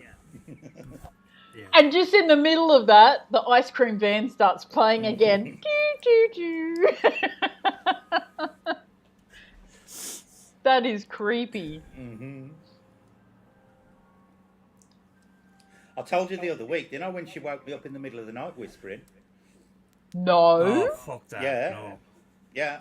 What? I've got one down here in the living room, and I've got one upstairs with an inbuilt clock in it. So you know, it's like a bedside alarm clock I use it for. And she woke me up in the middle of the woke Jace up as well, and she was whispering, "I can't help you with that," or something like that. It was something really, really creepy.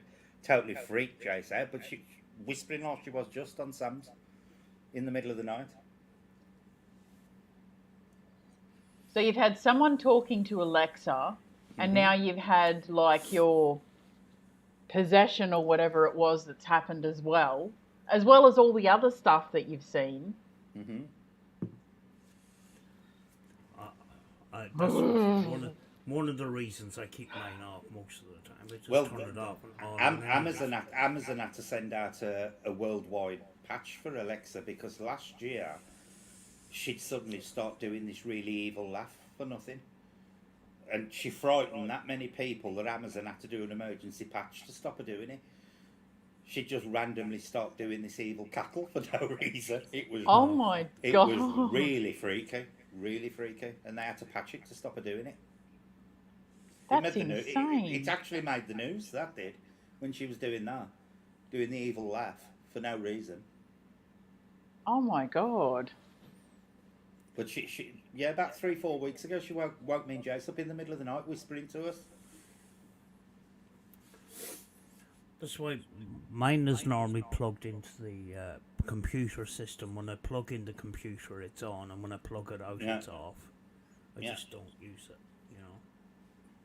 Is that AI taking over? Yeah, my two Amazons are never off because sometimes I actually use them to frighten Jace with. Because when he goes when he goes upstairs to make the bed on a night, I actually say to the Alexa down here, patch me into the bedroom one, and then she does, and then I start whispering through it and freak him out.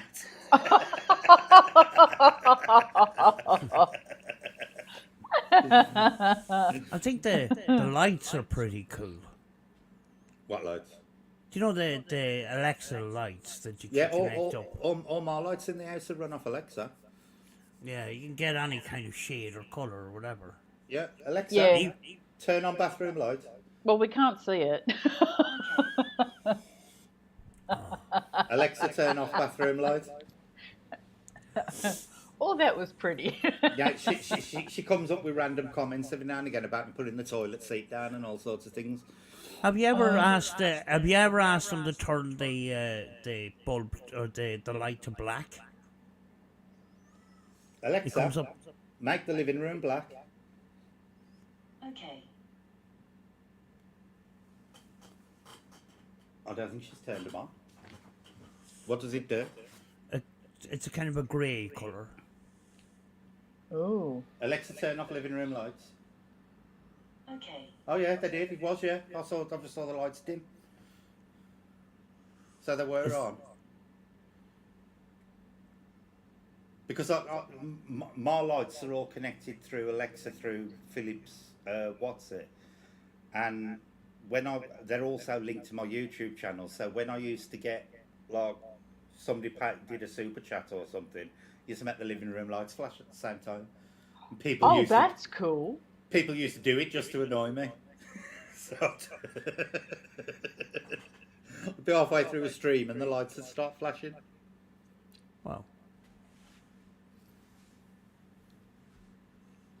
Oh, Evelyn, my daughter has Google. She says thank you, Google. So if the AI take over, they'll be kind to her. I'll say thank you to Alexa sometimes when it's done things, because she does respond to you if you thank her.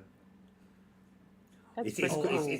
It's quite funny because they've actually got voice recognition, and because I'm here all the while talking to her, she's okay. When Jace talks to her, it's hilarious because Jace has got a Yorkshire accent and I've got a Brummie accent. She can't understand Jason half the time when he talks to her because she's actually trained to my voice. Have you Sorry. Have you seen Apple's new car? It's the shape of a computer mouse and it's got no flipping windows. You're kidding. I'm not fucking joking. They're supposedly doing some big race sometime this year between Apple, Tesla, and the other one, which is the other one who's doing the self-driving cars. There's 3 companies involved in it, and apparently they're racing. I think it's 200 odd miles across New York and everything, with no drivers, to see which one wins. I reckon they're all going to crash. Yeah, probably. I know Tesla's one of them. The Apple car's one of them, and there's another one. There's 3 cars all set to do this race. It's to promote all this, computer-driven cars. It might be Mercedes actually, Jack. But there's 3. I know there's 3 of them doing it, and it's about 200. I think it was 200, nearly just under 300 miles. They're going to be travelling with no driver. With no driver. Yeah, they're computer controlled. It's to promote all this new self-driving software. Oh my god. Do you know what? The reason why I have a car is the joy of driving. Yeah? Yeah. If I want to be driven around, I'll just take the bus. Yeah. You know what it reminds me of? Do you remember that Robin Williams movie where he's a robot and then he wants to become a human in the end so he can die? Yeah, yeah. Yeah, they had those kind of cars that used to drive you everywhere without you doing anything. That's what it reminds me of. Yeah. I don't know if I'd feel safe getting in a car that I went. There wasn't actually a person drive. I'm bad enough with other drivers, human drivers, but doing it with a computer, I don't know whether I'd cope with it. No, it'd freak me out. Would me as well. You know, but to come up with a car with no flipping windows, you can't flip and see anything. It's just stupid, like. Yeah. It's like someone just putting you inside of like a box. A box, and saying just trust it. Yeah.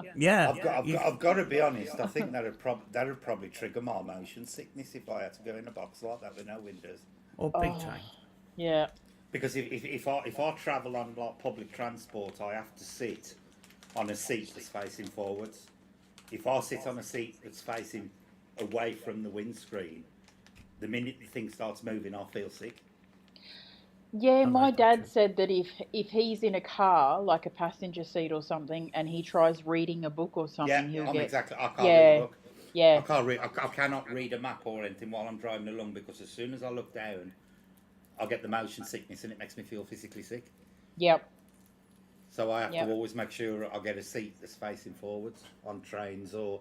Well, I always have to make sure I know which way the train's going when I get on it, so I know which way to sit and stuff like that. Because otherwise, it makes me physically ill. Jeez, I've never had like car sickness or anything. Ugh, If you're driving yourself, you won't get it. no. No, You no, know, I've been a passenger in that because though.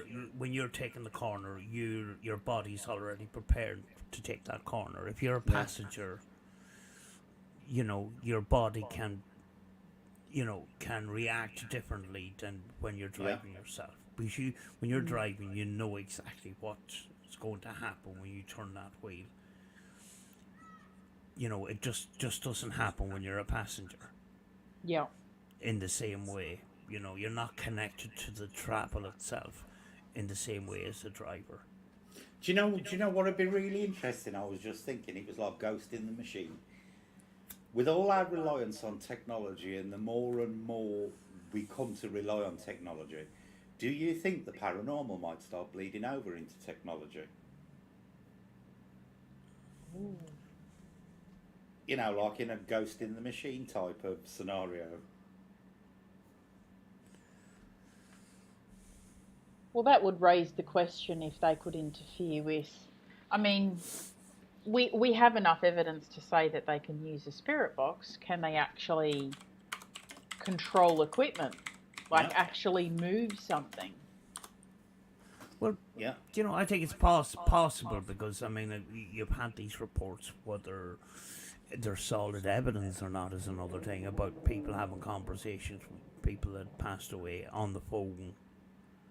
Yeah, true. Their phone ringing after it passed away, and Yeah. it's this person that passed away and stuff like that. And I've actually got a personal friend who to this day insists that a friend of theirs who passed away in a car accident texts them a few hours after they were buried.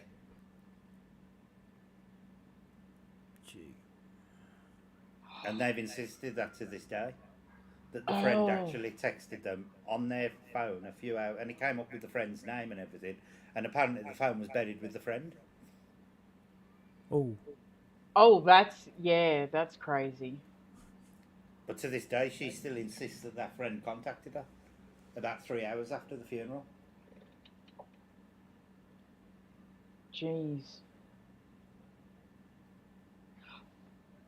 I don't know. I think it could be possible. I mean, they have the intelligence to do so. I mean, that's proven as well. If you look at instances like what I was talking about earlier, when I heard the clap and other things like that, and some of the no, I'm sorry, that came out wrong. I misheard that then.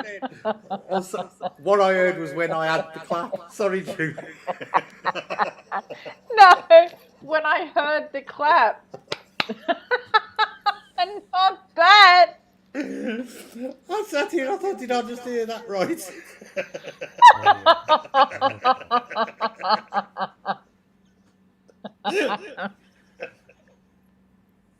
Right.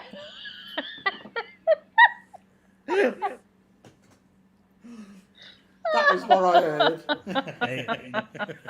just bringing me back to images of our last podcast on your channel, which I want to get away from as fucking far away as possible. I thought we were all going to get cancelled. I thought you were proudly announcing we you might had yet. the clap then. No.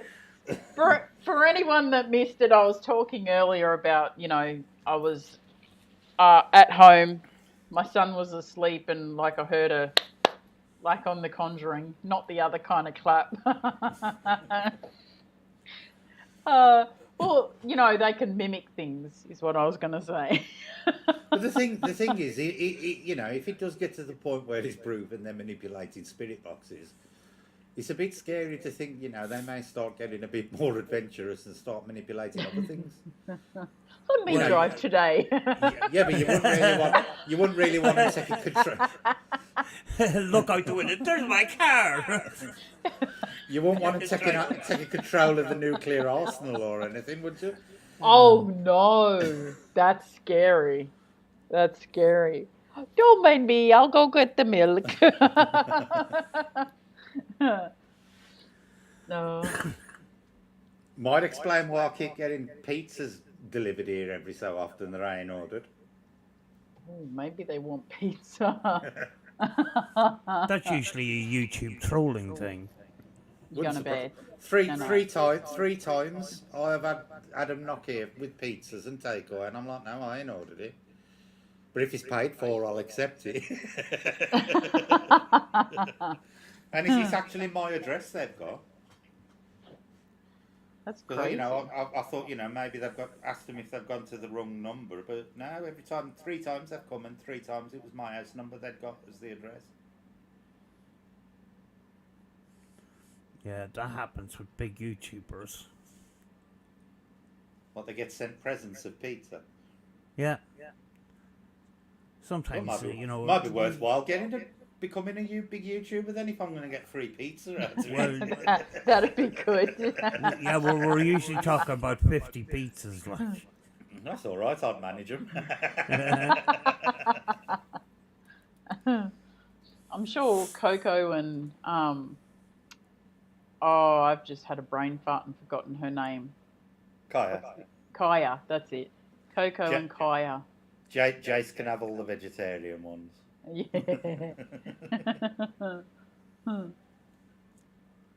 Pizza for breakfast, lunch, and dinner. Yeah, set up a mukbang channel. You know, one of these channels. Yeah. Send me a pizza and watch me eat it. What's a mukbang channel? It's where you sit and eat in front of the camera. Ew. Yeah, I know. Do you know that, what's his name, Avocado or whatever you call him? He's made millions from that. Oh, I'm one of those people, and this is like a thing of mine, where if people are sitting there and they're eating and they're, I can't sit next to people that do that. Jace does it. The amount of times I'll pull him up over it is unbelievable. Yeah. But talking about making money out of funny things, I don't know whether you heard it in Ireland, Sam, but we had a woman on the national news and on like the morning programs over here, who was making, believe it or not, 50,000 a month selling her farts in bottles. Oh yes, I've seen it on the H3 podcast. Yeah. Oh, she's gone from selling her farts to boob sweat. Oh my God! I'm kid you not. But you've got to ask yourself, what sort of people buy these things? Yeah. That's more scarier than the actual product You know, because itself. that obviously means there's people out there with a fart fetish. Brett, you had to bring it up, didn't you? Imagine that though. You could just sell empty jars. No, when they open them, there's got to be something there to prove it was in there. Where's it going? But she was making 50 grand a month selling her farts, believe it or not. Did she label them like to let them know what kind they were? I don't know, mine don't come with a label. Warm and fuzzy, quick and short. But in all seriousness,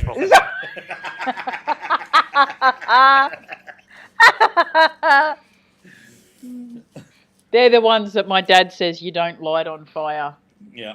My dad did that when he was about 17, 18, and he said he caught his pants on fire. 50K a month she was making for selling farts in bottles. 50,000. What was she Yeah. doing? She's just shoving the bottle up her crack, like. It's fucking weird. There's got to be some kind of collecting apparatus. Sorry, don't you? Mum. Think about If you're it. watching, I'm really sorry. She had a helper who put the corks in, so she just went along and went, "Bird, I believe she. bird." Seago says, how does one get into this industry asking for a friend? I believe she ended up with some health problems because of the parts. Well, I'm And surprised. she turned to sweat instead. Ugh. What kind of health problems could you get from expelling gas?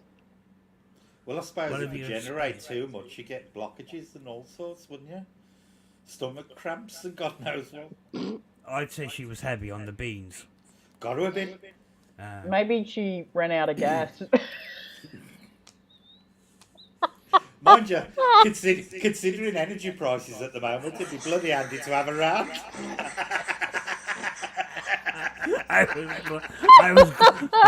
I was going down that road too. Love, I got to cook dinner. Hang on. Let Plug me it just in. plug myself into the methane cooker.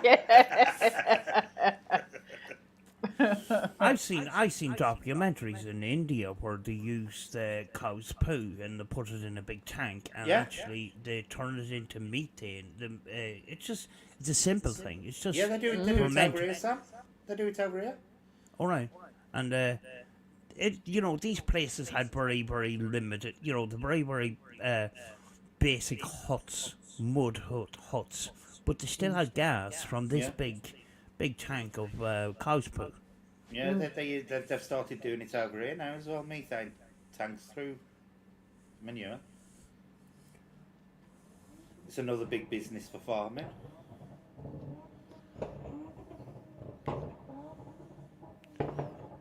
You can see by Julie's expression, is trying to remember now how many empty jars has got under the sink. No, I was actually listening to the car. There's Revving it up. The same car's been driving around for the last couple of days, just blowing an exhaust. And as soon as his engine blows, the better. Because Let me he's tell been a you- bed end. I'll tell you something funny. So there was It's an empty bottle. when I was 17 and I was That one's at least 30 quid's worth in that bottle. So oh for sure. For sure. You should be doing well to push into that, hey. To fill. you know which end to insert into the crack, don't you? Just pop it right in. It's the pointed end that goes in the crack, Sam. Oh. It's just Oh. weird the way our conversations go. They just turn veer off Yeah, track. we started off talking about paranormal, now we're talking about farting into bottles. Fart jars. Sorry, Mum. Hello.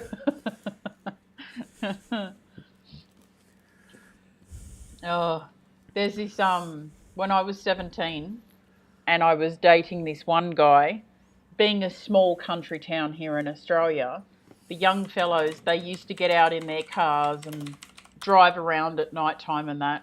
So we're all parked down near the shops.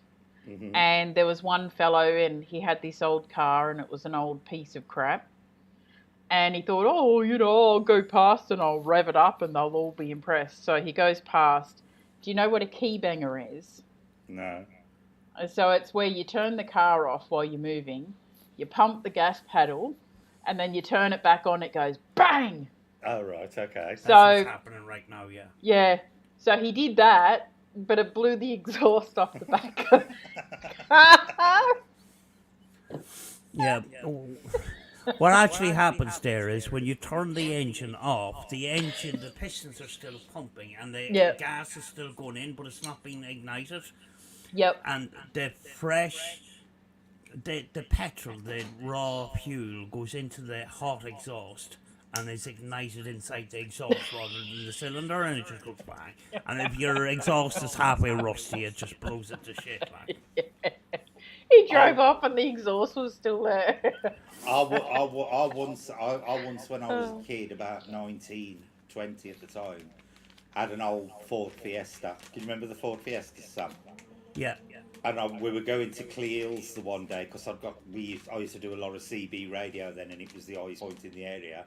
And halfway up the hill, the car battery exploded and put a big dent in my bonnet. I'll never forget that. It blew the top clean off the battery with that much force. It put a dent in my bonnet. Oh my goodness. Jesus, there must have been a short in the circuit somewhere. Yeah. And just heated up the battery. I had to get the AA out and pay twice the cost for a battery to get back home. Oh my god. But it literally blew the top off the battery with that much force. It put like a wigwam in my bonnet. Fuck. Jesus. That is insane. Yeah. I've had some funny experiences in cars as a kid. We used to buy old bangers and just drive them around till they were no good. I got washed off the road in an old Austin Maxi. Literally washed off the road on the way to the pub. Oh my god. Into a ditch. Me, my sister, and all our friends. That one was funny.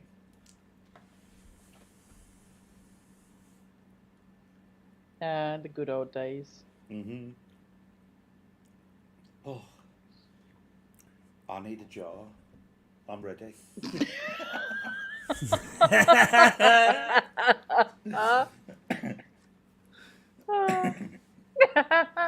Too late, I'll have to sell the next one. I love Portello. Portello has to be one of the best soft drinks. What's Portello? Oh, I thought it was a new thing. It only arrived in our shops recently. And I thought, this is different, I'll try it. What is it? oh, Portello. Never heard of It's, it. it's it's a dark red, fruity soft drink. See, you're drinking crap, Sam. You don't even know what's in it. The one we have over here, it's got a very strong vanilla flavour through it as well. Oh, God, no, I wouldn't like it then. Probably not. Well, they're straight up here. Where it says mixed flavor, carbonated mixed flavor soft drink with sugar and sweeteners, which people normally avoid saying on the front of their thing, but they're pretty honest about it. Oh, that's Portimo, is it? Yeah. That might be different. Oh, I had my diabetes thing pushed back as well, Julie. How come? Well, I turned up the other night at 5 to 6, bearing in mind it was 6 o'clock. At 6:30 I was still sitting there, no sign of anybody on the meeting. Called them the next morning, they wouldn't answer the phone. Called them the morning after, and they said, oh, there was a problem with the link and nobody could get in. And then I got a text message the day after that saying, oh, the trainer's in hospital. So I've got two separate reasons as to why it didn't happen, but it's been pushed back to the 28th now. Oh for the my first god. session. I'll be dead of diabetes, I'll be in the middle of full-blown diabetes by the time it starts. Oh my god. That's shocking. Yeah. They didn't even bother contacting me to say, we're rescheduling. I had to contact them. That's the wonderful NHS for you. Well, private sector of the NHS, should I say. Jesus Christ. It just goes to show how different the medical systems are as well. I mean, over here, you would actually be sent to a specialist. Well, I'd got the choice. I could either do it online or go to like a group thing I could turn up to. And me getting out, it was going to be miles away. I'd have been half dead by the time I got there with me breathing. So that's why I decided to do it online. But they never even turned up for the online meeting. So do you have to get regular testing now? This is to monitor it, and then I'm waiting for an appointment off the doctor because I'm off the hospital because I've got to have another ECG and stuff. They've put me on the extra tablets and God knows what. Oh, okay. And then they'll do all the bloods again. But the test they do, I hate it. I really don't like it because they give you this injection, and it's supposed it's supposed to simulate you doing heavy exercise. What it actually does means you start to suffocate for 60 seconds.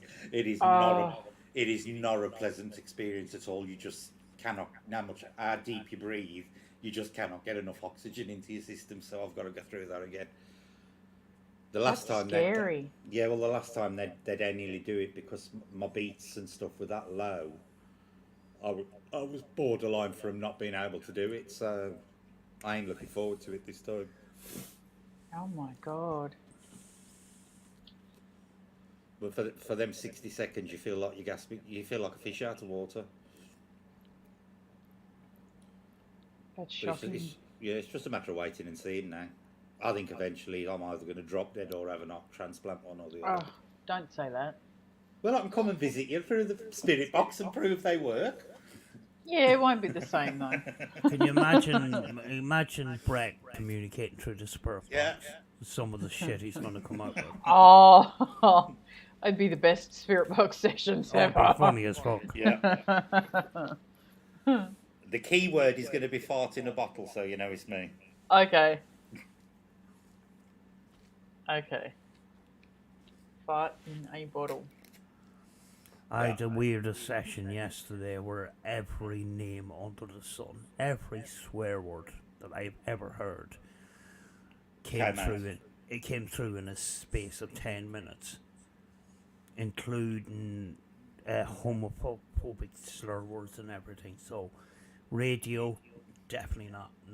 It's not radio broadcasting. No way. You must And have the channel flipping- you channel Father Ted. That's the result of doing that video. Yeah. Knickers! Women's knickers. Women's knickers! That's funny. You know, I when I done that video afterwards where I was whinging about flipping my microphones not being turned on and that, I thought, I listened back to it. I says, I do go on a lot, don't I? I said, rather than somebody else take the piss out of me, I might as well just take the piss out of myself. Do you know? Yeah. So, See, you know, I think that is probably one of the best bits of evidence anybody could get. If somebody is talking to a dead person, right, and it's their relative, I think it would be more convincing to them if that person comes through as they were in real life, rather than just sounding like the person but being formal. Yeah. You know, so if they were a big swearer in real life, if every other word was a swear word, and you were getting a communication where every other word was a swear word, to me that would be more confirmation than a voice coming through that I thought sounded like one of my, relatives. That is true. Well, if I die first, I'll come through, and if you hear me say Scooby-Doo, Sam, you know it's me. finally, I'm going to get there someday. Yeah. You know, I do push it because I can say, if you can hear me right now, Yeah, you stuttered, but you're back again now. if I say, can you say hi Sam if you can hear me right now? A confirmation, communications check, like Scooby Doo, Ed, or any of the other names or whatever, or hi, or they can say that, but for some reason Scooby Doo is just not on the cards at the moment.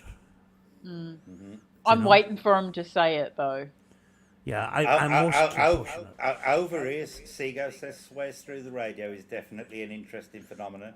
You might expect the odd slip up every now and then, but I can't think of many scenarios where you get many multiple swears in a row. I think over here it's actually law that the stream is a couple of seconds delayed to allow them to bleep anything out like that. Yeah. So over here in the UK, I don't know what it's like everywhere else, but we shouldn't get any swear words on the radio at all. None Yeah. whatsoever. It's the same here. They're not meant to swear on radio here either.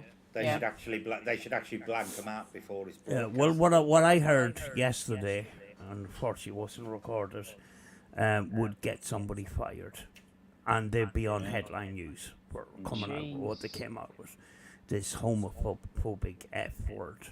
Yeah. You know, Jeez. yeah. You know, but you know what?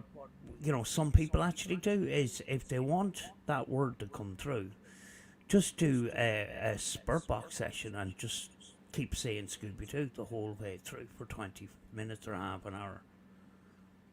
But then you've got to ask yourself, then it could split into two paranormal fields. Could that actually be communication, or could that be some kind of telepathic projection from yourself? Are you wanting it? Are you wanting it that much that you yourself are projecting it into the box, which opens up an whole new rabbit hole to go down in terms of the paranormal? Yeah. You know, I have my friend's name coming up recently over the last week or so, but at the same time, it's just a name. So Yeah. I'm looking for a second name here. You know what I mean? Before I jump to conclusions. Yeah, and the other thing you got to be careful of as well is if it's a common name. Like, it's not a common name. No, not really. Yeah. People called John or Michael are at it's a bit of a disadvantage because it's quite a common name. So that is a name you're going to hear a lot on a radio. This name is not a common name. Yeah. I'm not going to say it here, but it's not a common name, and it's coming up every single session I've done in the last week. But that's better validation if it's a rarer name, especially if there's nobody famous with that name in the news at the moment.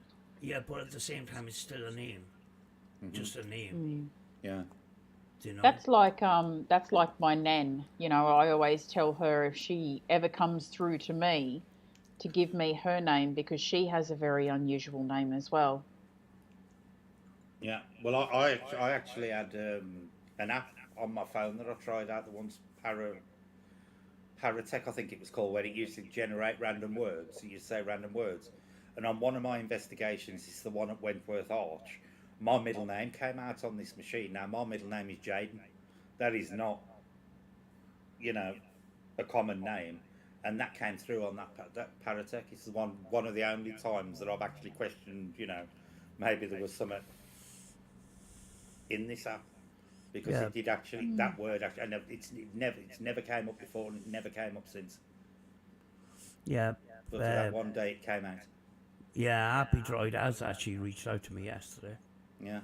You know, he does the apps and stuff like that. He actually has turned this, Paratech app into an actual device now. Has it? Which he has messed around with the software and put in more words and stuff. But he's got a little device with the word comes up on a little screen and stuff. But he reached out yesterday because I've been using his Spirit Box, which he has made advancements on, and he says, reach out and we'll see what we can do. Yeah, Sego's just put there. I've heard Sego once or twice on Spirit Boxes in lives I've been in. Isolated and surprising because exactly Sego ain't a word you're going to hear very often. No. And not particularly not on a radio. But that did surprise me with the Paratech that day, and it's actually on the live stream. It came out with Jaden, my middle name, and that is not a very common name over here in the UK at all. Yeah, at all. You have to think too that the person to develop. You've gone, Sam. She's frozen. Sam's been sucked into She's alternate thinking. Has been sucked into an alternate reality. I'll be back in a sec. They're just switching her body out for the new version. Yeah. They need to change the batteries. All All right, you're back. Here's Sam Mark II now, the pod version. New improved batteries. The joys of Alien abduction is a wonderful thing when they swap your body. Just freeze the internet, grab your swapper and start it again. They didn't want me coming out with certain information. They wanted that fart bottle. Yeah. It just says right. They're talking too much now. We just have to shut them up. Yeah, the guy from Happy Droid is actually a UK person, so Yeah, I spoke to him years ago when he first brought out the Paratech and asked him about how many words were in the Paratech device. Now I'm going back about 3-4 years ago when he first brought it out, and he said he wasn't sure of the exact number, but he thought it was about 30,000 words in the banks. Wow. He recently put a sweep circuit, a ghost box sweep circuit into a radio that's about that size. Yeah. I was saying to myself, gee, you must have great eyesight. Yeah. Was Got this to thing? fit it in something that small. Yeah. I'm gonna get a box or something one day, a little old radio, and see if I can hack it. I'll have to look up how to do it, but A lot of them are really straightforward, Julie. A lot of them are literally just cutting one little wire. A lot of the time. oh yeah, really? I have hacking videos on my channel for the Timex and stuff like that. But I have to watch it. I do have radios. I do have your radio here. I just have to hack it. That's all right. I did buy one and I made a balls of it, so I had to get another one. But It happens. if you learn how to hack simple wire hack radios, you can pick up a radio for $15 or $20. What she ain't told you is she's going to pack it full of cannabis or cocaine before she sends it to you. So we have the laugh of watching you get arrested when you're At customs. I'll have customs show up. The federal police. Oh, I'd say the Australian customs will open that package. Oh yeah. They do. Yeah, they have sniffer dogs and they go through them and stuff. Because I looked into Brett's package when I eventually freaking send it. Yeah, I'm still waiting for my sweeties. Yeah, because it's gonna, for a little box like this, right? It's about this big, and it's about this big, right? It's gonna cost me about $70 to send it. You're kidding. Nah. But I jam-packed it full of stuff, and it's got a few souvenirs and that in it. Well, tell me when you send it, and I'll pay off the cost. No, it's all right. It's all right. Let me do it. But I can't send leaves in it for Yowie. Yeah, I gathered you wouldn't. Yeah, because apparently we can't send any plant materials or anything like that. Yeah. So, but it's got lots of other stuff. Yeah. I've seen the Australian customs programs on the TV. Oh, Well, they're strict. Australia, because of their ecosystem, they have to be they're like Madagascar, and they have to be a lot more stricter than most places. And I know most places are strict, but because the ecosystems are so individual, they have no choice but to do it. Yeah. They're actually having lots of problems with mice and stuff. Over here. Yeah. Yeah, where I am, it's not too bad. Because there's a couple of cats here and that. It's rats around here, but the cats just sit on the wall and watch them. Oh no, the cat that we have here, and I got another feral one who's now tame and hanging around. I don't know what it is with me and cats. They go out the back and they'll catch the mice all the time if there's any around. So they're pretty good like that. See, you're officially a witch. I know. Have you ever seen some of them videos on YouTube from grain farms in Australia where they go into the shed and it's just there's mice, there's millions of them everywhere. Like I watched one last year, and there was a piece, and all it was it looked like ducting pipe, I'd say about 6 inches across. Yeah. And they picked this piece of ducting pipe up, and there must have been 500 mice underneath it and in it. I'd never seen anything like it. And then they showed you this road at night, and they were driving down this road, and they pulled up, and it looked like the road was actually rippling, and it was millions of mice running across the road. Yep. Never seen anything like it. Yep. Imagine It putting was a cat really in the middle of all that. Yeah. The cat would be going, "What the fuck do you want me to do?" They'd probably take off. They'd have probably eaten the cat. Yeah. Oh. The cat would be just carried away. Yeah. You know how I moved into this place, like however many months ago now, and there was a cat that came with the house, right? Because the people didn't take it. So she's our cat.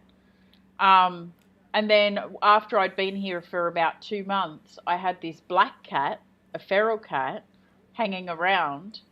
Stupid me, I fed it a few times because I'm like, oh, it's so thin. Yeah, and you'll never get rid of it now. No, he's here now too. That's a male, but the female's desexed. That's okay. But yeah, so I got 2 cats. Right, I'm going to have to love and leave you because Jace is due. And do you know we've been live for 3.5 hours? No.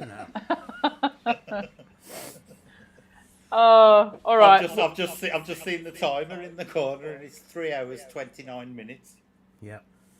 I'll end the broadcast and then we can say goodbye. Okay. All right. Thank you everybody for coming along and sitting in. Thank you for Sam and Brett for joining me. Hang on, back in a second. And for Coco. The And- postman must be here. Yeah, delivering mail or something. All right, and we will see you guys next week if you can join us then. All right, stay safe, everyone. Bye. Bye.